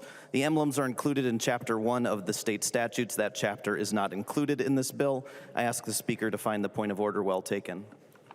I reviewed the amendment and reviewed the bill, and I find the point of order well taken. Representative Olson. Madam Speaker, I guess I should have asked to give you advice, but you obviously had all the advice you wish to have. So I would appeal the ruling of the Speaker and would ask for a roll call vote. Representative Olson appeals the ruling of the Speaker, requests a roll call. Seeing 15 hands, there will be a roll call. Representative Olson. Thank you, Madam Speaker. So I would just end this by saying that if we here on the floor today choose to uphold the ruling of the Speaker in this one case, we open up an incredibly large shot group of all the other amendments that made it through today without this question being raised. There were quotes on the House floor this afternoon that said, instead of ruling this out of order, we'll give it a vote. There were quotes that said, I am so sick of the hypocrisy on this floor. Members, what is this if not hypocrisy on this House floor? We are opening up a shot group that I don't think we want to have. Like, we're shooting grape shot downrange here. This is going to open things wide open. And I tell you what, it won't be the last time you're going to deal with me, Representative Freiberg. So if this is or is not germane, it is not the last time. There you go. See, you could have just taken it today. Could have just taken it today, but you will take it. You will take this vote. And I will continue to always advocate for Minnesotans to have the right to vote. Please vote red, overturn the ruling of the Speaker, and we can get this out of the way tonight and not later. We can do it tonight. Thank you, Madam Speaker and members. The question before the body is, shall the decision of the Speaker stand as a judgment of the House? A yes or a green vote supports the ruling of the Speaker. A no or a red vote goes against the ruling of the Speaker. Seeing no further discussion, the clerk will take the roll.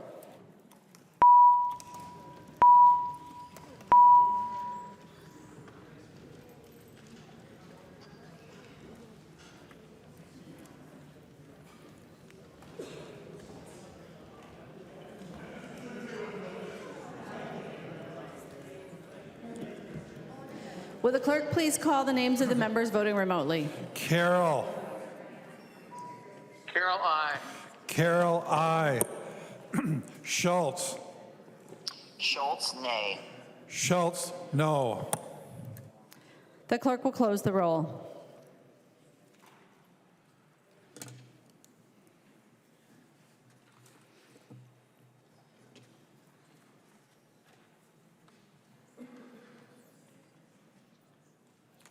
There being 69 ayes and 60 nays, it is a judgment of the House that the decision of the Speaker shall stand. There is an amendment at the desk. The clerk will report the amendment. Robbins moves to amend House Law Number 3431, the second, and Grossman as amended. The amendment is coded A54. The member from Stearns, Representative Demuth. Sorry, the member from Hennepin, Representative Robbins. You're next, I guess. Representative Robbins. Thank you, Madam Speaker. Members, this amendment is really important so that you and all of our constituents have the opportunity to hear what is going on with the State Office building.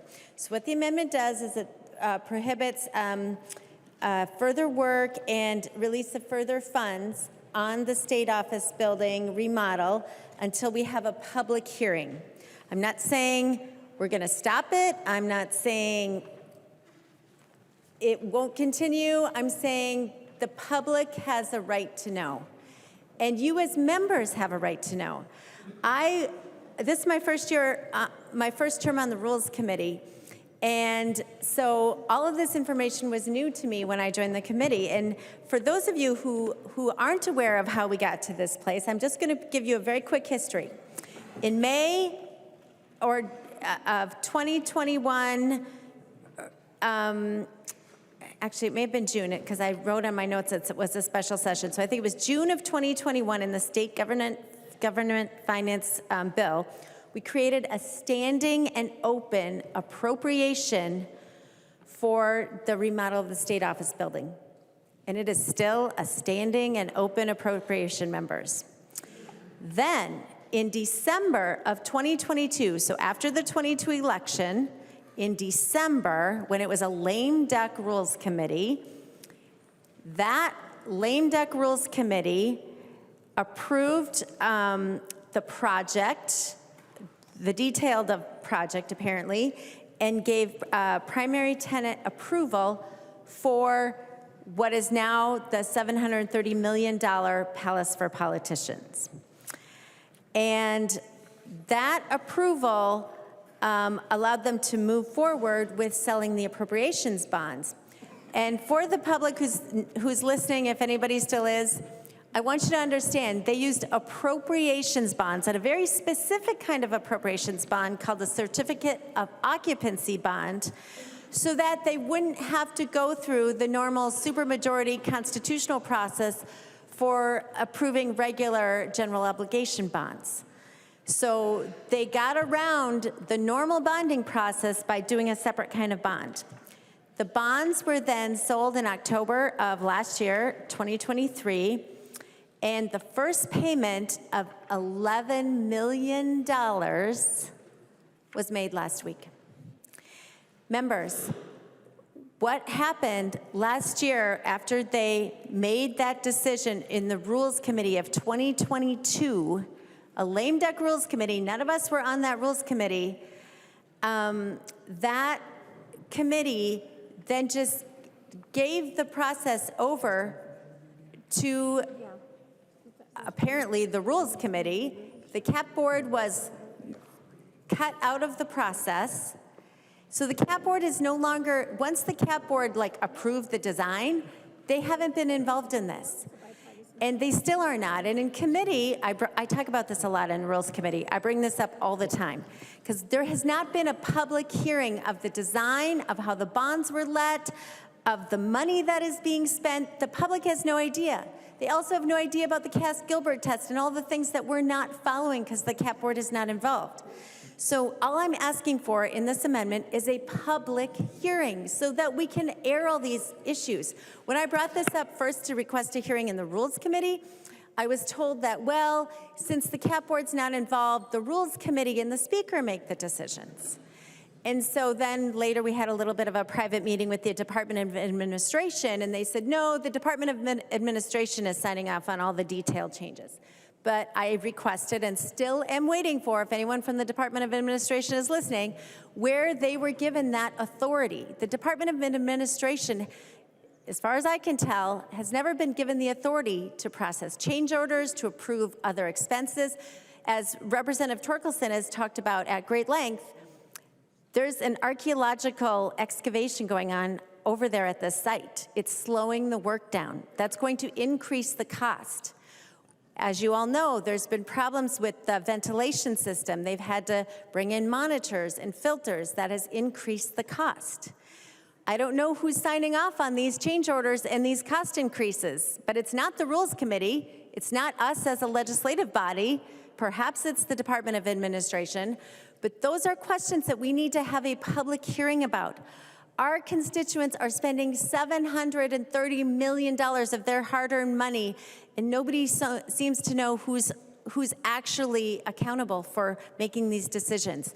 So members, this is not saying we're not gonna have the project, it's saying let's have some transparency. Please vote green on this amendment.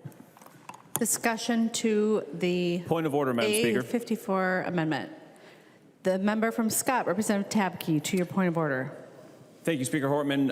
According to House Rules 3.21, this is out of order because motions and propositions must be germane. Chapter 16B is a very large chapter of law, and 16B.2406 is where this count is established and is not referenced in the bill. Thanks to the pre-filing rule, I've had the opportunity to review the amendment, review the bill, and I find the point of order well taken. Representative Robbins. Representative Robbins, you have the floor. Well, I'd like to appeal your ruling, but I wanted to give you advice first. Could I give advice? The Speaker can take as much or as little advice as she would like before she rules. Representative Robbins, would you like to appeal the ruling of the Speaker? I would like to appeal the ruling of the Speaker and request a roll call. Representative Robbins requests a roll call. Seeing 15 hands, there will be a roll call. Members, on the appeal, Representative Robbins. Members, this is the exact reason we need a hearing, because this isn't related to any section of law. It's absolutely germane, and because the Speaker and the majority do not want to talk about $730 million, Point of order, Madam Speaker. They ruled me out of order when it is absolutely germane. This is outrageous, members. Long. Masons 124, paragraph 3, motives. Representatives, refrain from saying what DFLers wanted or GOP members wanted or anything like that because it goes to motive. Representative Robbins. Thank you, Madam Speaker. I would like the public to understand that a very germane amendment was ruled out of order, and I was not even permitted to give advice on the ruling of the Speaker because it illustrates my point why this amendment is needed. We need a public hearing so the public understands how their $730 million is being spent. And the fact that this was ruled out of order when it is absolutely germane is outrageous, and I urge the members to overturn the ruling of the Speaker. Thank you. The member from Isanti, Representative Johnson. Madam Speaker, members, if this amendment is not germane and the Speaker's ruling should not be overturned, then we have no business being here. We brought up that Chapter 16B 2406 is not in the bill. Representative Tapke, that is correct. But we've never had to have the exact subdivision of a bill of a chapter to be not germane, to be germane. Chapter 16B is referenced in the title of this bill, 16B.055, 16B.48, 16B.54, 16B.97, 16B.98. Chapter 16B is in this bill. This amendment is 100% germane. To say it is not, it means you just don't want to vote on it. The member from Wright, Representative Hudson.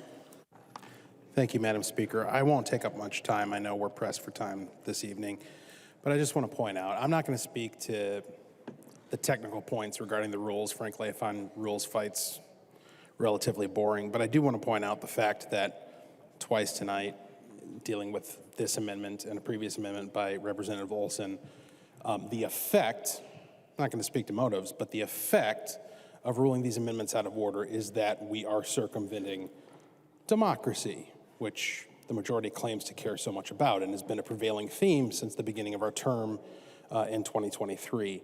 This is an opportunity to have a public hearing regarding a matter of spending $750 million, which is a significant amount of money. And previously, we had the question of whether or not we were going to put it to the people, whether or not we're going to allow them to determine what represents them, and that was ruled out of order as well. Boy, I'll tell you what, I'm disappointed. That's all I'll say. I'm disappointed in the fact that this body is not willing to entertain the opportunity to accept what the folks who elected us to come here and represent them have to say about how we spend their money and what symbols we choose to represent them. Thank you, Madam Speaker. Discussion on the appeal. The member from Hennepin, Representative Klevorn. Thank you, Madam Speaker. And I would just like to remind the body that last year during the state government bill, we had this exact same debate and argument. And at that time, so when I was putting this bill together this year, I was very intentional, and I checked before putting the bill together to ensure that this particular subdivision would not be germane. It is not germane, and I checked with that before, and we, as I said, we had this debate last year, and also it was ruled out of order last year as well. Thank you. Discussion. The member from Chisago, Representative New Brindley. Thank you, Madam Speaker. What a strange revelation we just had, that this bill was crafted purposefully to leave this out. I like that little chant we hear sometimes. This is what democracy looks like. This is what democracy looks like. That's where we are, folks. This is what democracy looks like. We purposefully craft bills to avoid discussion from the minority party. That's what we were just told. That is exactly what we were just told. We craft bills to avoid discussion from the minority party. I'm flabbergasted. Although in the memo that we got our hands on last week, it actually says that the amendment being made to the same chapter or section of law. This is the same chapter of law. This is the same chapter of law. Interestingly, in this memo, it also says that legislation should be crafted through a process which encourages input from the public, as is done in committee. And as Representative Robbins pointed out, and I served on the Rules Committee at the time, actually, and I remember bringing up in Rules Committee, you know, all of a sudden we're trying to spend hundreds of millions of dollars. I had been dealing with the bonding bill for years at that point. I had never seen a single bonding request for a leaky roof. I had never seen a single bonding request for fixing HVAC in the SOB. And then all of a sudden, in December, it was dropped. And let's point out, this was I think it was the week of Christmas. It was right before Christmas that the Democrats held a Rules Committee to pass language for a palace for politicians, $730 million. That's how this was done. Talk about the dark of night. That's how this was done. Representative Long. Masons 101, this is not on the advice to the body on germaneness. Representative New Brindley, please direct your comments to the issue of germaneness. Representative New Brindley. Thank you, Madam Speaker. So that's exactly how this was done, in the dark of night, literally the week of Christmas. Representative New Brindley, the week of Christmas doesn't relate to germaneness. Please direct your comments towards germaneness. Representative New Brindley. It relates very much, actually, to the memo that we've been given. Legislation should be crafted through a process which encourages input from the public, as is done in committee. And the amendment should be part of the same chapter or section of law. That is not how the language was crafted. It was dropped in out of nowhere. And then there was a very sneaky open and standing appropriation passed last year to pay for it. That's how this went down. That's how this went down. And so now Representative Robbins crafted an amendment to ensure that we shed some light on all of this. And she made sure that we were talking about the same chapter of law that is referenced in the underlying bill. It's there. And in the memo is the amendment being made to the same chapter or section of law. It's in the same chapter. There's no question about it. There's no question about it. So we should allow this amendment to go forward. It is germane. We should absolutely shed light on this process. We should shed light on the fact that Democrats spent $730 million. And again, this is an open and standing appropriation. That means $730 million is the floor. It is at least $730 million. It's likely to be far more than that by the time we get through with this. I've never seen a capital project, I've never seen a government project come in under budget or on time. So $730 million is the floor. Because this was done as an open and standing appropriation. $730 million to fix a leaky roof and an HVAC system. It is our job now as a body to vote no, to overrule the Speaker, and to acknowledge that, of course, this amendment is germane. I've got it right here. Is the amendment being made to the same chapter or section of law? And so while you tried very hard to make it not germane, you tried very hard to make sure we weren't covering this, 16B is in the underlying bill. It's germane. It is absolutely germane.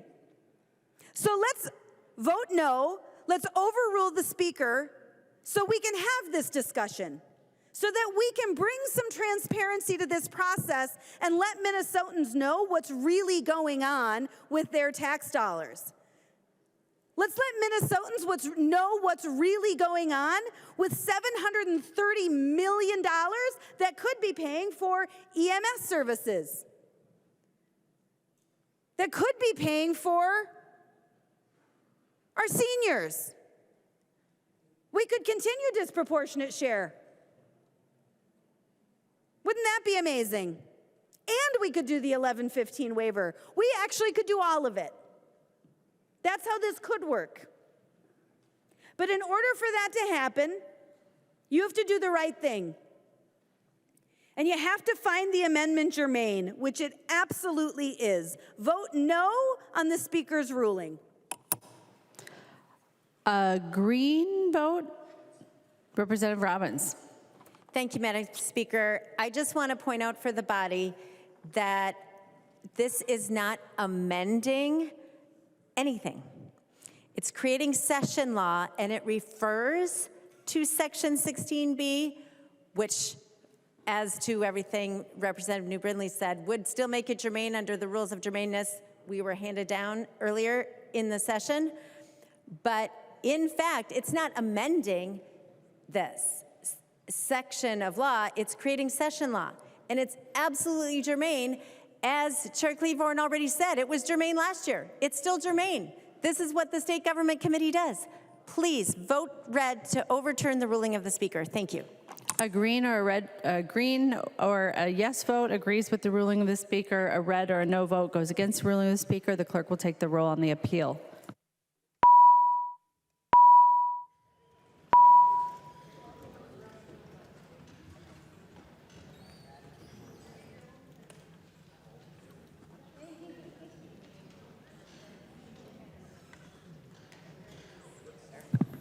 Will the clerk please call the names of the members who are voting remotely?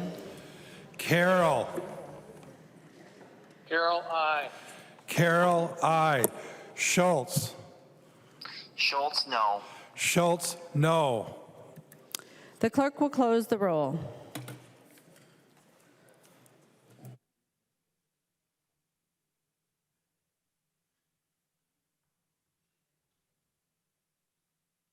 There being 69 ayes and 60 nays, it is a judgment of the House that the decision of the Speaker shall stand.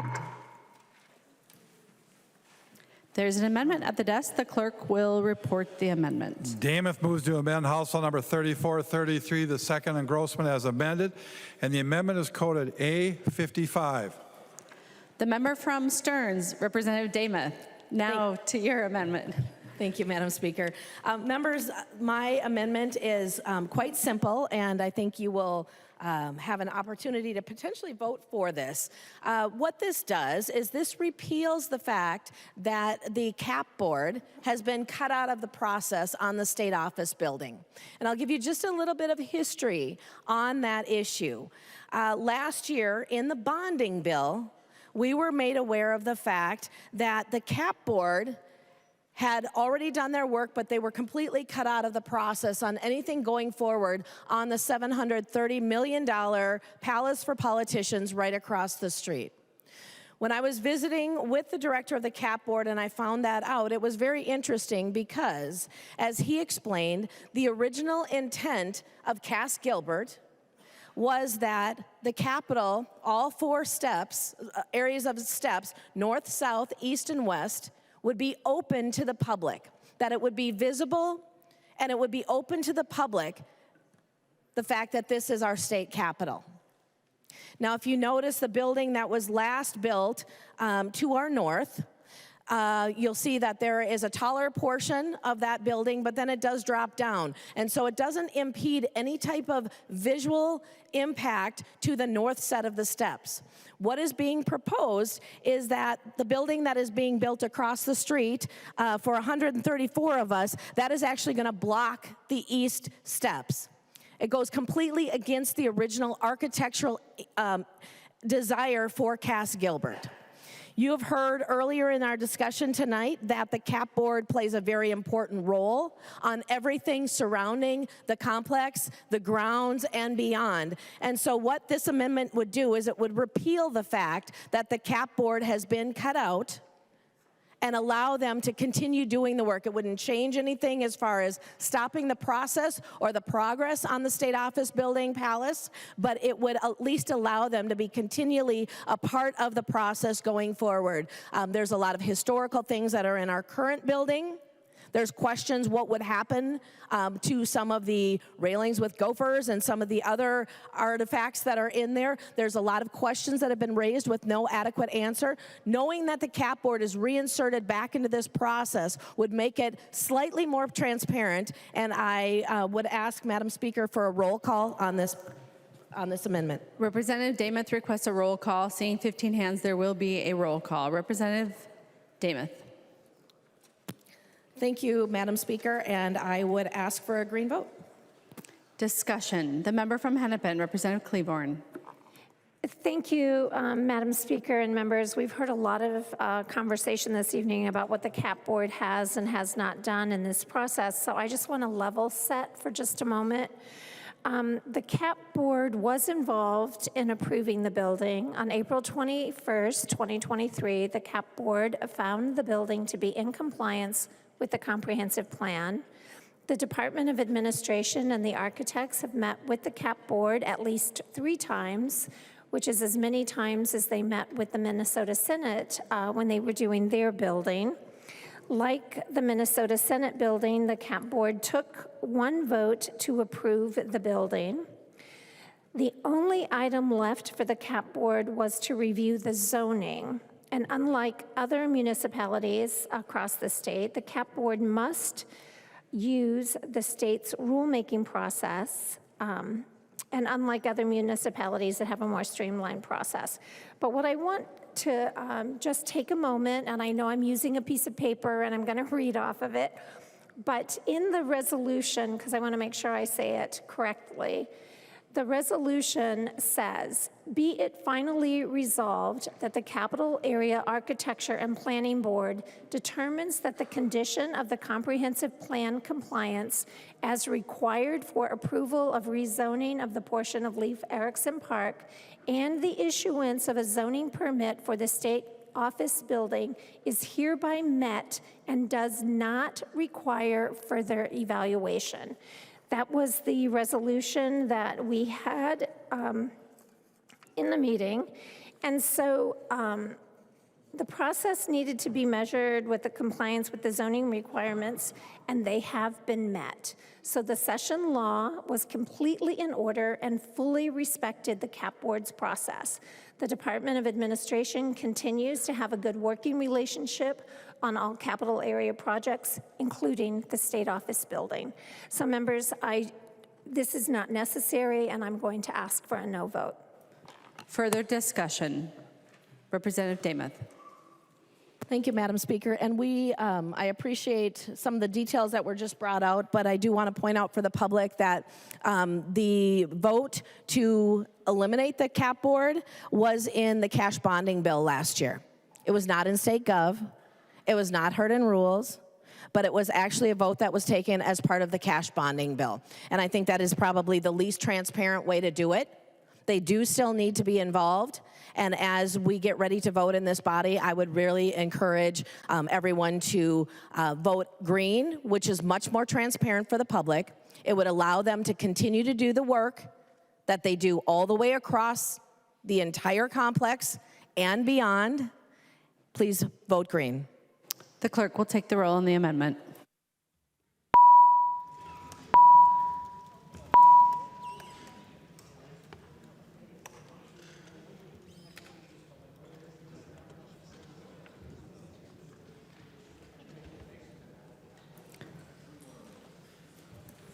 Will the clerk please call the names of the members who are voting remotely?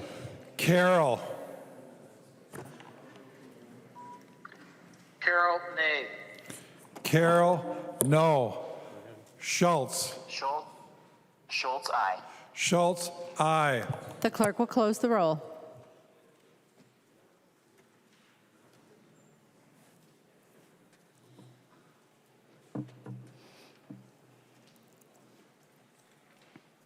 There being 60 ayes and 68 nays, the motion does not prevail. The amendment is not adopted. There are no further amendments at the desk. The clerk will give the bill its third reading. Third reading, House File Number 3431, as amended. Third reading as amended. Discussion to the bill. The member from Hennepin, Representative Nadeau.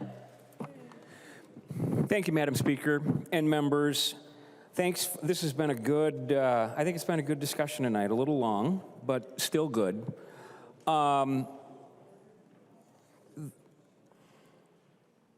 This bill is mostly technical. And, you know, from our side, you can see where the focus has been. It's the spending in the bill is all about the Capitol Mall. And we, you know, we have concerns with that. I wish there would have been a little bit more work on that. But for the most part, this bill is technical with public utilities, ALJ. There's a really good provision in here, the Nelson bill that expands some job order contracting with Hennepin. And some of the things that weren't mentioned that are in here is maybe this bill should be renamed the Gopher Gunners Memorial Bridge Bill. And you know, so it's, but there are some clunkers. And the one thing that I have learned working with Chair Klevorn is that she doesn't stop trying to fix it. And when this bill we heard in committee, it was very different than the bill you see today. And there was concerns that were raised, and there were changes that were made. And I hope that the chair continues to do that as we move to, as this bill moves along. Because there are some valid concerns that I think we have, and I hope that we'll continue to work on those. Thank you, Madam Speaker. The member from Isanti, Representative Johnson. Madam Speaker, members, I'm a little disappointed that we didn't take a few of the amendments that we had offered. One for taking back our authority on rulemaking. But I just ran across an article I wanted to share with the members about the plastic bags. It's interesting. The major advantage to these bags are the least and the lowest environmental toll, least amount of energy to produce. Be better off coming up with a recycling program because they are recyclable. Now, paper bags, what you either want to go to, was the next option. It takes 4 times the amount of energy to produce them. And they also require additional chemicals and fertilizers in order in the production of them. It's much more harmful to the environment. And studies have shown that for a paper bag has to be reused up to 43 times to have the same impact as a plastic bag. Then you have the reusable bags that are made from cotton and other things. Those have to be used 131 times before they have the same amount of energy and environmental impact as one plastic bag. Members, the plastic bag is actually the least amount of damage to the environment compared to the other things. This is a study from the National Geographic, a report issued last year. So members, you had an opportunity to take care of things, but unfortunately you did not want to, and I just wanted to pass this information along to you. The member from Carver, Representative Nash. Thank you, Madam Speaker. Well, Representative Klevorn, we're at the finish line again. And members, I just want to point out you can disagree with each other and still be very kind and collegial with one another. And Representative Klevorn and I have had our moments in committee where she frustrates me and I frustrate her, and sometimes the camera picks both of those things up. But so in the pantheon of bad bills, this is not a really bad bill. It's got some spending stuff in there that I am not a huge fan of. I told you I'd be funny. That there's some spending in there that I just think not quite where I was hoping for. You know, the $4.8 million, I just really did want to talk about the fact that other cities don't have that opportunity. And I pulled an amendment in the gesture of speeding things up. But if you look at other cities and other counties, we don't have that ability. No one is putting that kind of economic revitalization money into a bill that helps anybody in Carver County. And I just wanted to make sure that we put that out there, because I do hear from folks, and they say that was a bit much. There's some things in there that I wasn't super jazzed about that made it into the bill that didn't get an agreement. Representative Stevenson, we talked about just a minute ago. There's a piece in the bill that allows for the Anoka County Jail to be moved, and there is not consensus in that effort. And I had really hoped that we would have seen that beforehand, before we put it into a bill, because the two parties that are now going to be subject to a new law, they don't have agreement. And I think that's a little heavy-handed. In fact, I think that's a lot heavy-handed. I had really hoped for better. There are good things in the bill, and there's Representative Bonner. We, once again, worked together to put in some IT things to deal with some cybersecurity issues. And it starts at a much different and lower level for some of these IT things. We start in the Technology Advisory Committee. We work it forward. We talk about it. We agree on things. We will prioritize bills over other bills, and we'll bring things forward. But there are a good number of cybersecurity provisions in this bill that will benefit cities and counties and other units of government and the state. And it's a good piece or a good provision in there. So that's the good part. In the main, though, I think once again we're spending money on the capital area that, look, we just disagree on a lot of this, and that's okay. It is. You know, I'm not advocating for spittoons.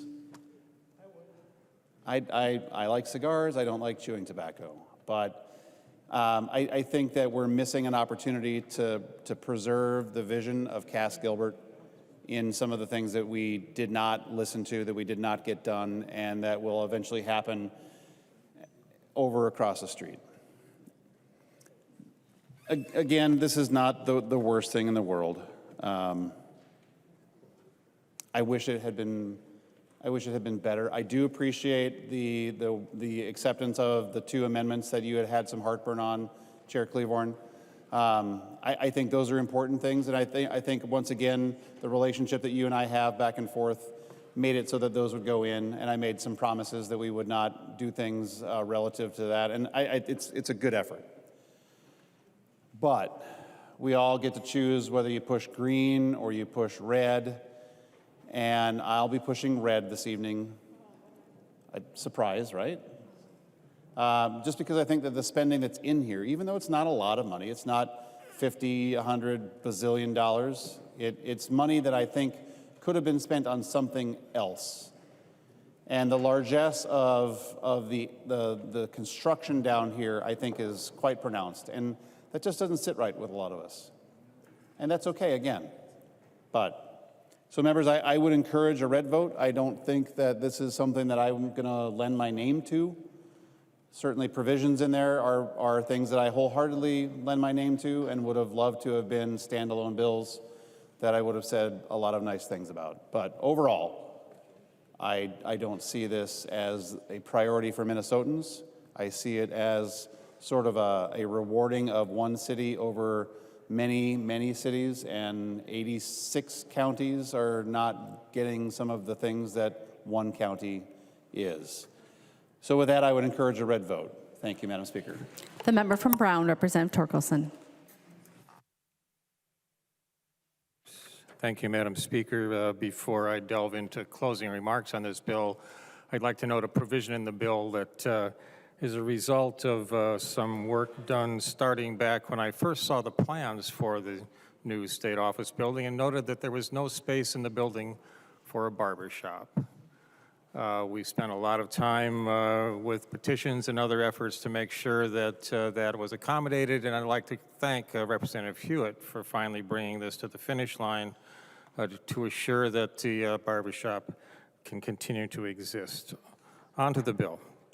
Today, Democrats are saying they'd rather spend money on unaccountable nonprofits, green space to replace what they bulldozed earlier this year, a new fleet of electric vehicles for state agencies, and a new $730 million luxury office building for part-time legislators. Last week, the state paid the first $11 million of that $730 million. $11 million that should be spent on the actual priorities of Minnesotans was paid out to fund a $730 million office building for politicians who are only there 5 months out of the year. These dollars are being paid out despite never having a public hearing on the full scope of the project. We have many questions and very few answers about the project, and yet Democrats have voted down an amendment today to fully inform the public on the project. On top of that, this bill spends millions of dollars more while the state is staring down a looming deficit in just a few short years. The priorities of Minnesotans being completely disregarded here. We should be investing in our communities, not green spaces to replace what you bulldozed, electric vehicles for bureaucracies and state agencies and nonprofits with zero mechanism to ensure that money is being used wisely. It's time to focus on what truly matters to the people of Minnesota. It seems that the theme of this year is irresponsible spending and unaffordable policies that hurt Minnesotans and take more money out of family budgets. Members, please vote no on this bill. The member from Hennepin, Representative Long. Madam Speaker, I move that under Rule 1.50, the House be allowed to meet past midnight. All those in favor of the motion, please say aye. Those opposed, please say no. The motion prevails. Rule 1.50 is waived. The member from Hennepin, the author of the bill, Representative Klevorn.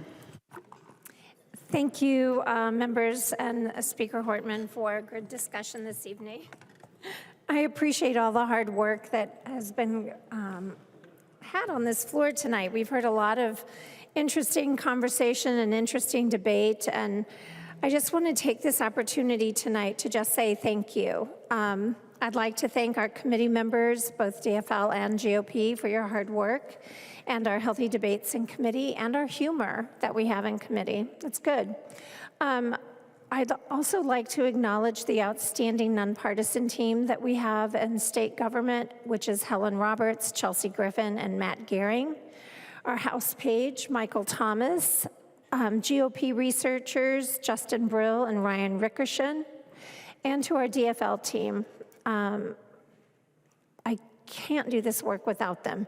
Committee Administrator Amanda Rudolph, Researcher John Baylor, and Committee Legislative Assistant Jonah Westerman. And I'd also like to extend my debt of gratitude to you, Vice Chair Hewitt, for being a great sounding board and being my partner in all of this work. It's a great bill. It's a bipartisan bill. Those of you on the other side of the aisle who spent a lot of time talking against the bill have provisions in the bill. So I encourage you to all vote green. Thank you. The clerk will take the roll on the bill.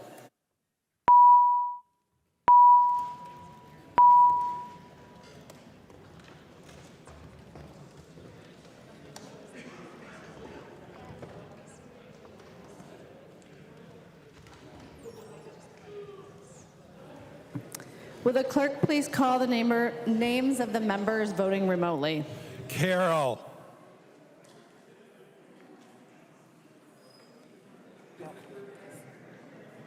Carroll, aye. Carroll, aye. Schultz. Schultz, no. Schultz, no.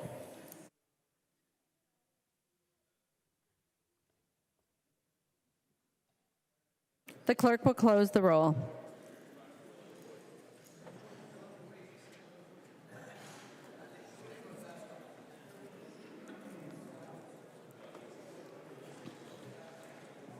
There being 69 ayes and 60 nays, the bill is passed as amended and its title agreed to. Announcements by the Speaker. Announced by the Speaker, a message from the Senate has been received requesting concurrence by the House to amendments adopted by the Senate to the following House File number 5040. Messages from the Senate. A message from the Senate, Madam Speaker. I hereby announce the passage by the Senate of the following House file, herewith returned as amended by the Senate, in which amendments to concurrence of the House is respectfully requested. House File number 4124, a bill for an act relating to state government. Lilly moves that the House refuse to concur in the Senate amendments to House File number 4124, that the Speaker appoint a conference committee of 3 members of the House, and that the House requests that a like committee be appointed by the Senate. The member from Ramsey, Representative Lilly. Thank you, Madam Speaker, and that is my motion, the Senate amended legacy bill. So we would like to go to conference and work out the differences. Thank you. All those in favor of the Lilly motion, please say aye. Aye. Those opposed, please say no. The motion prevails.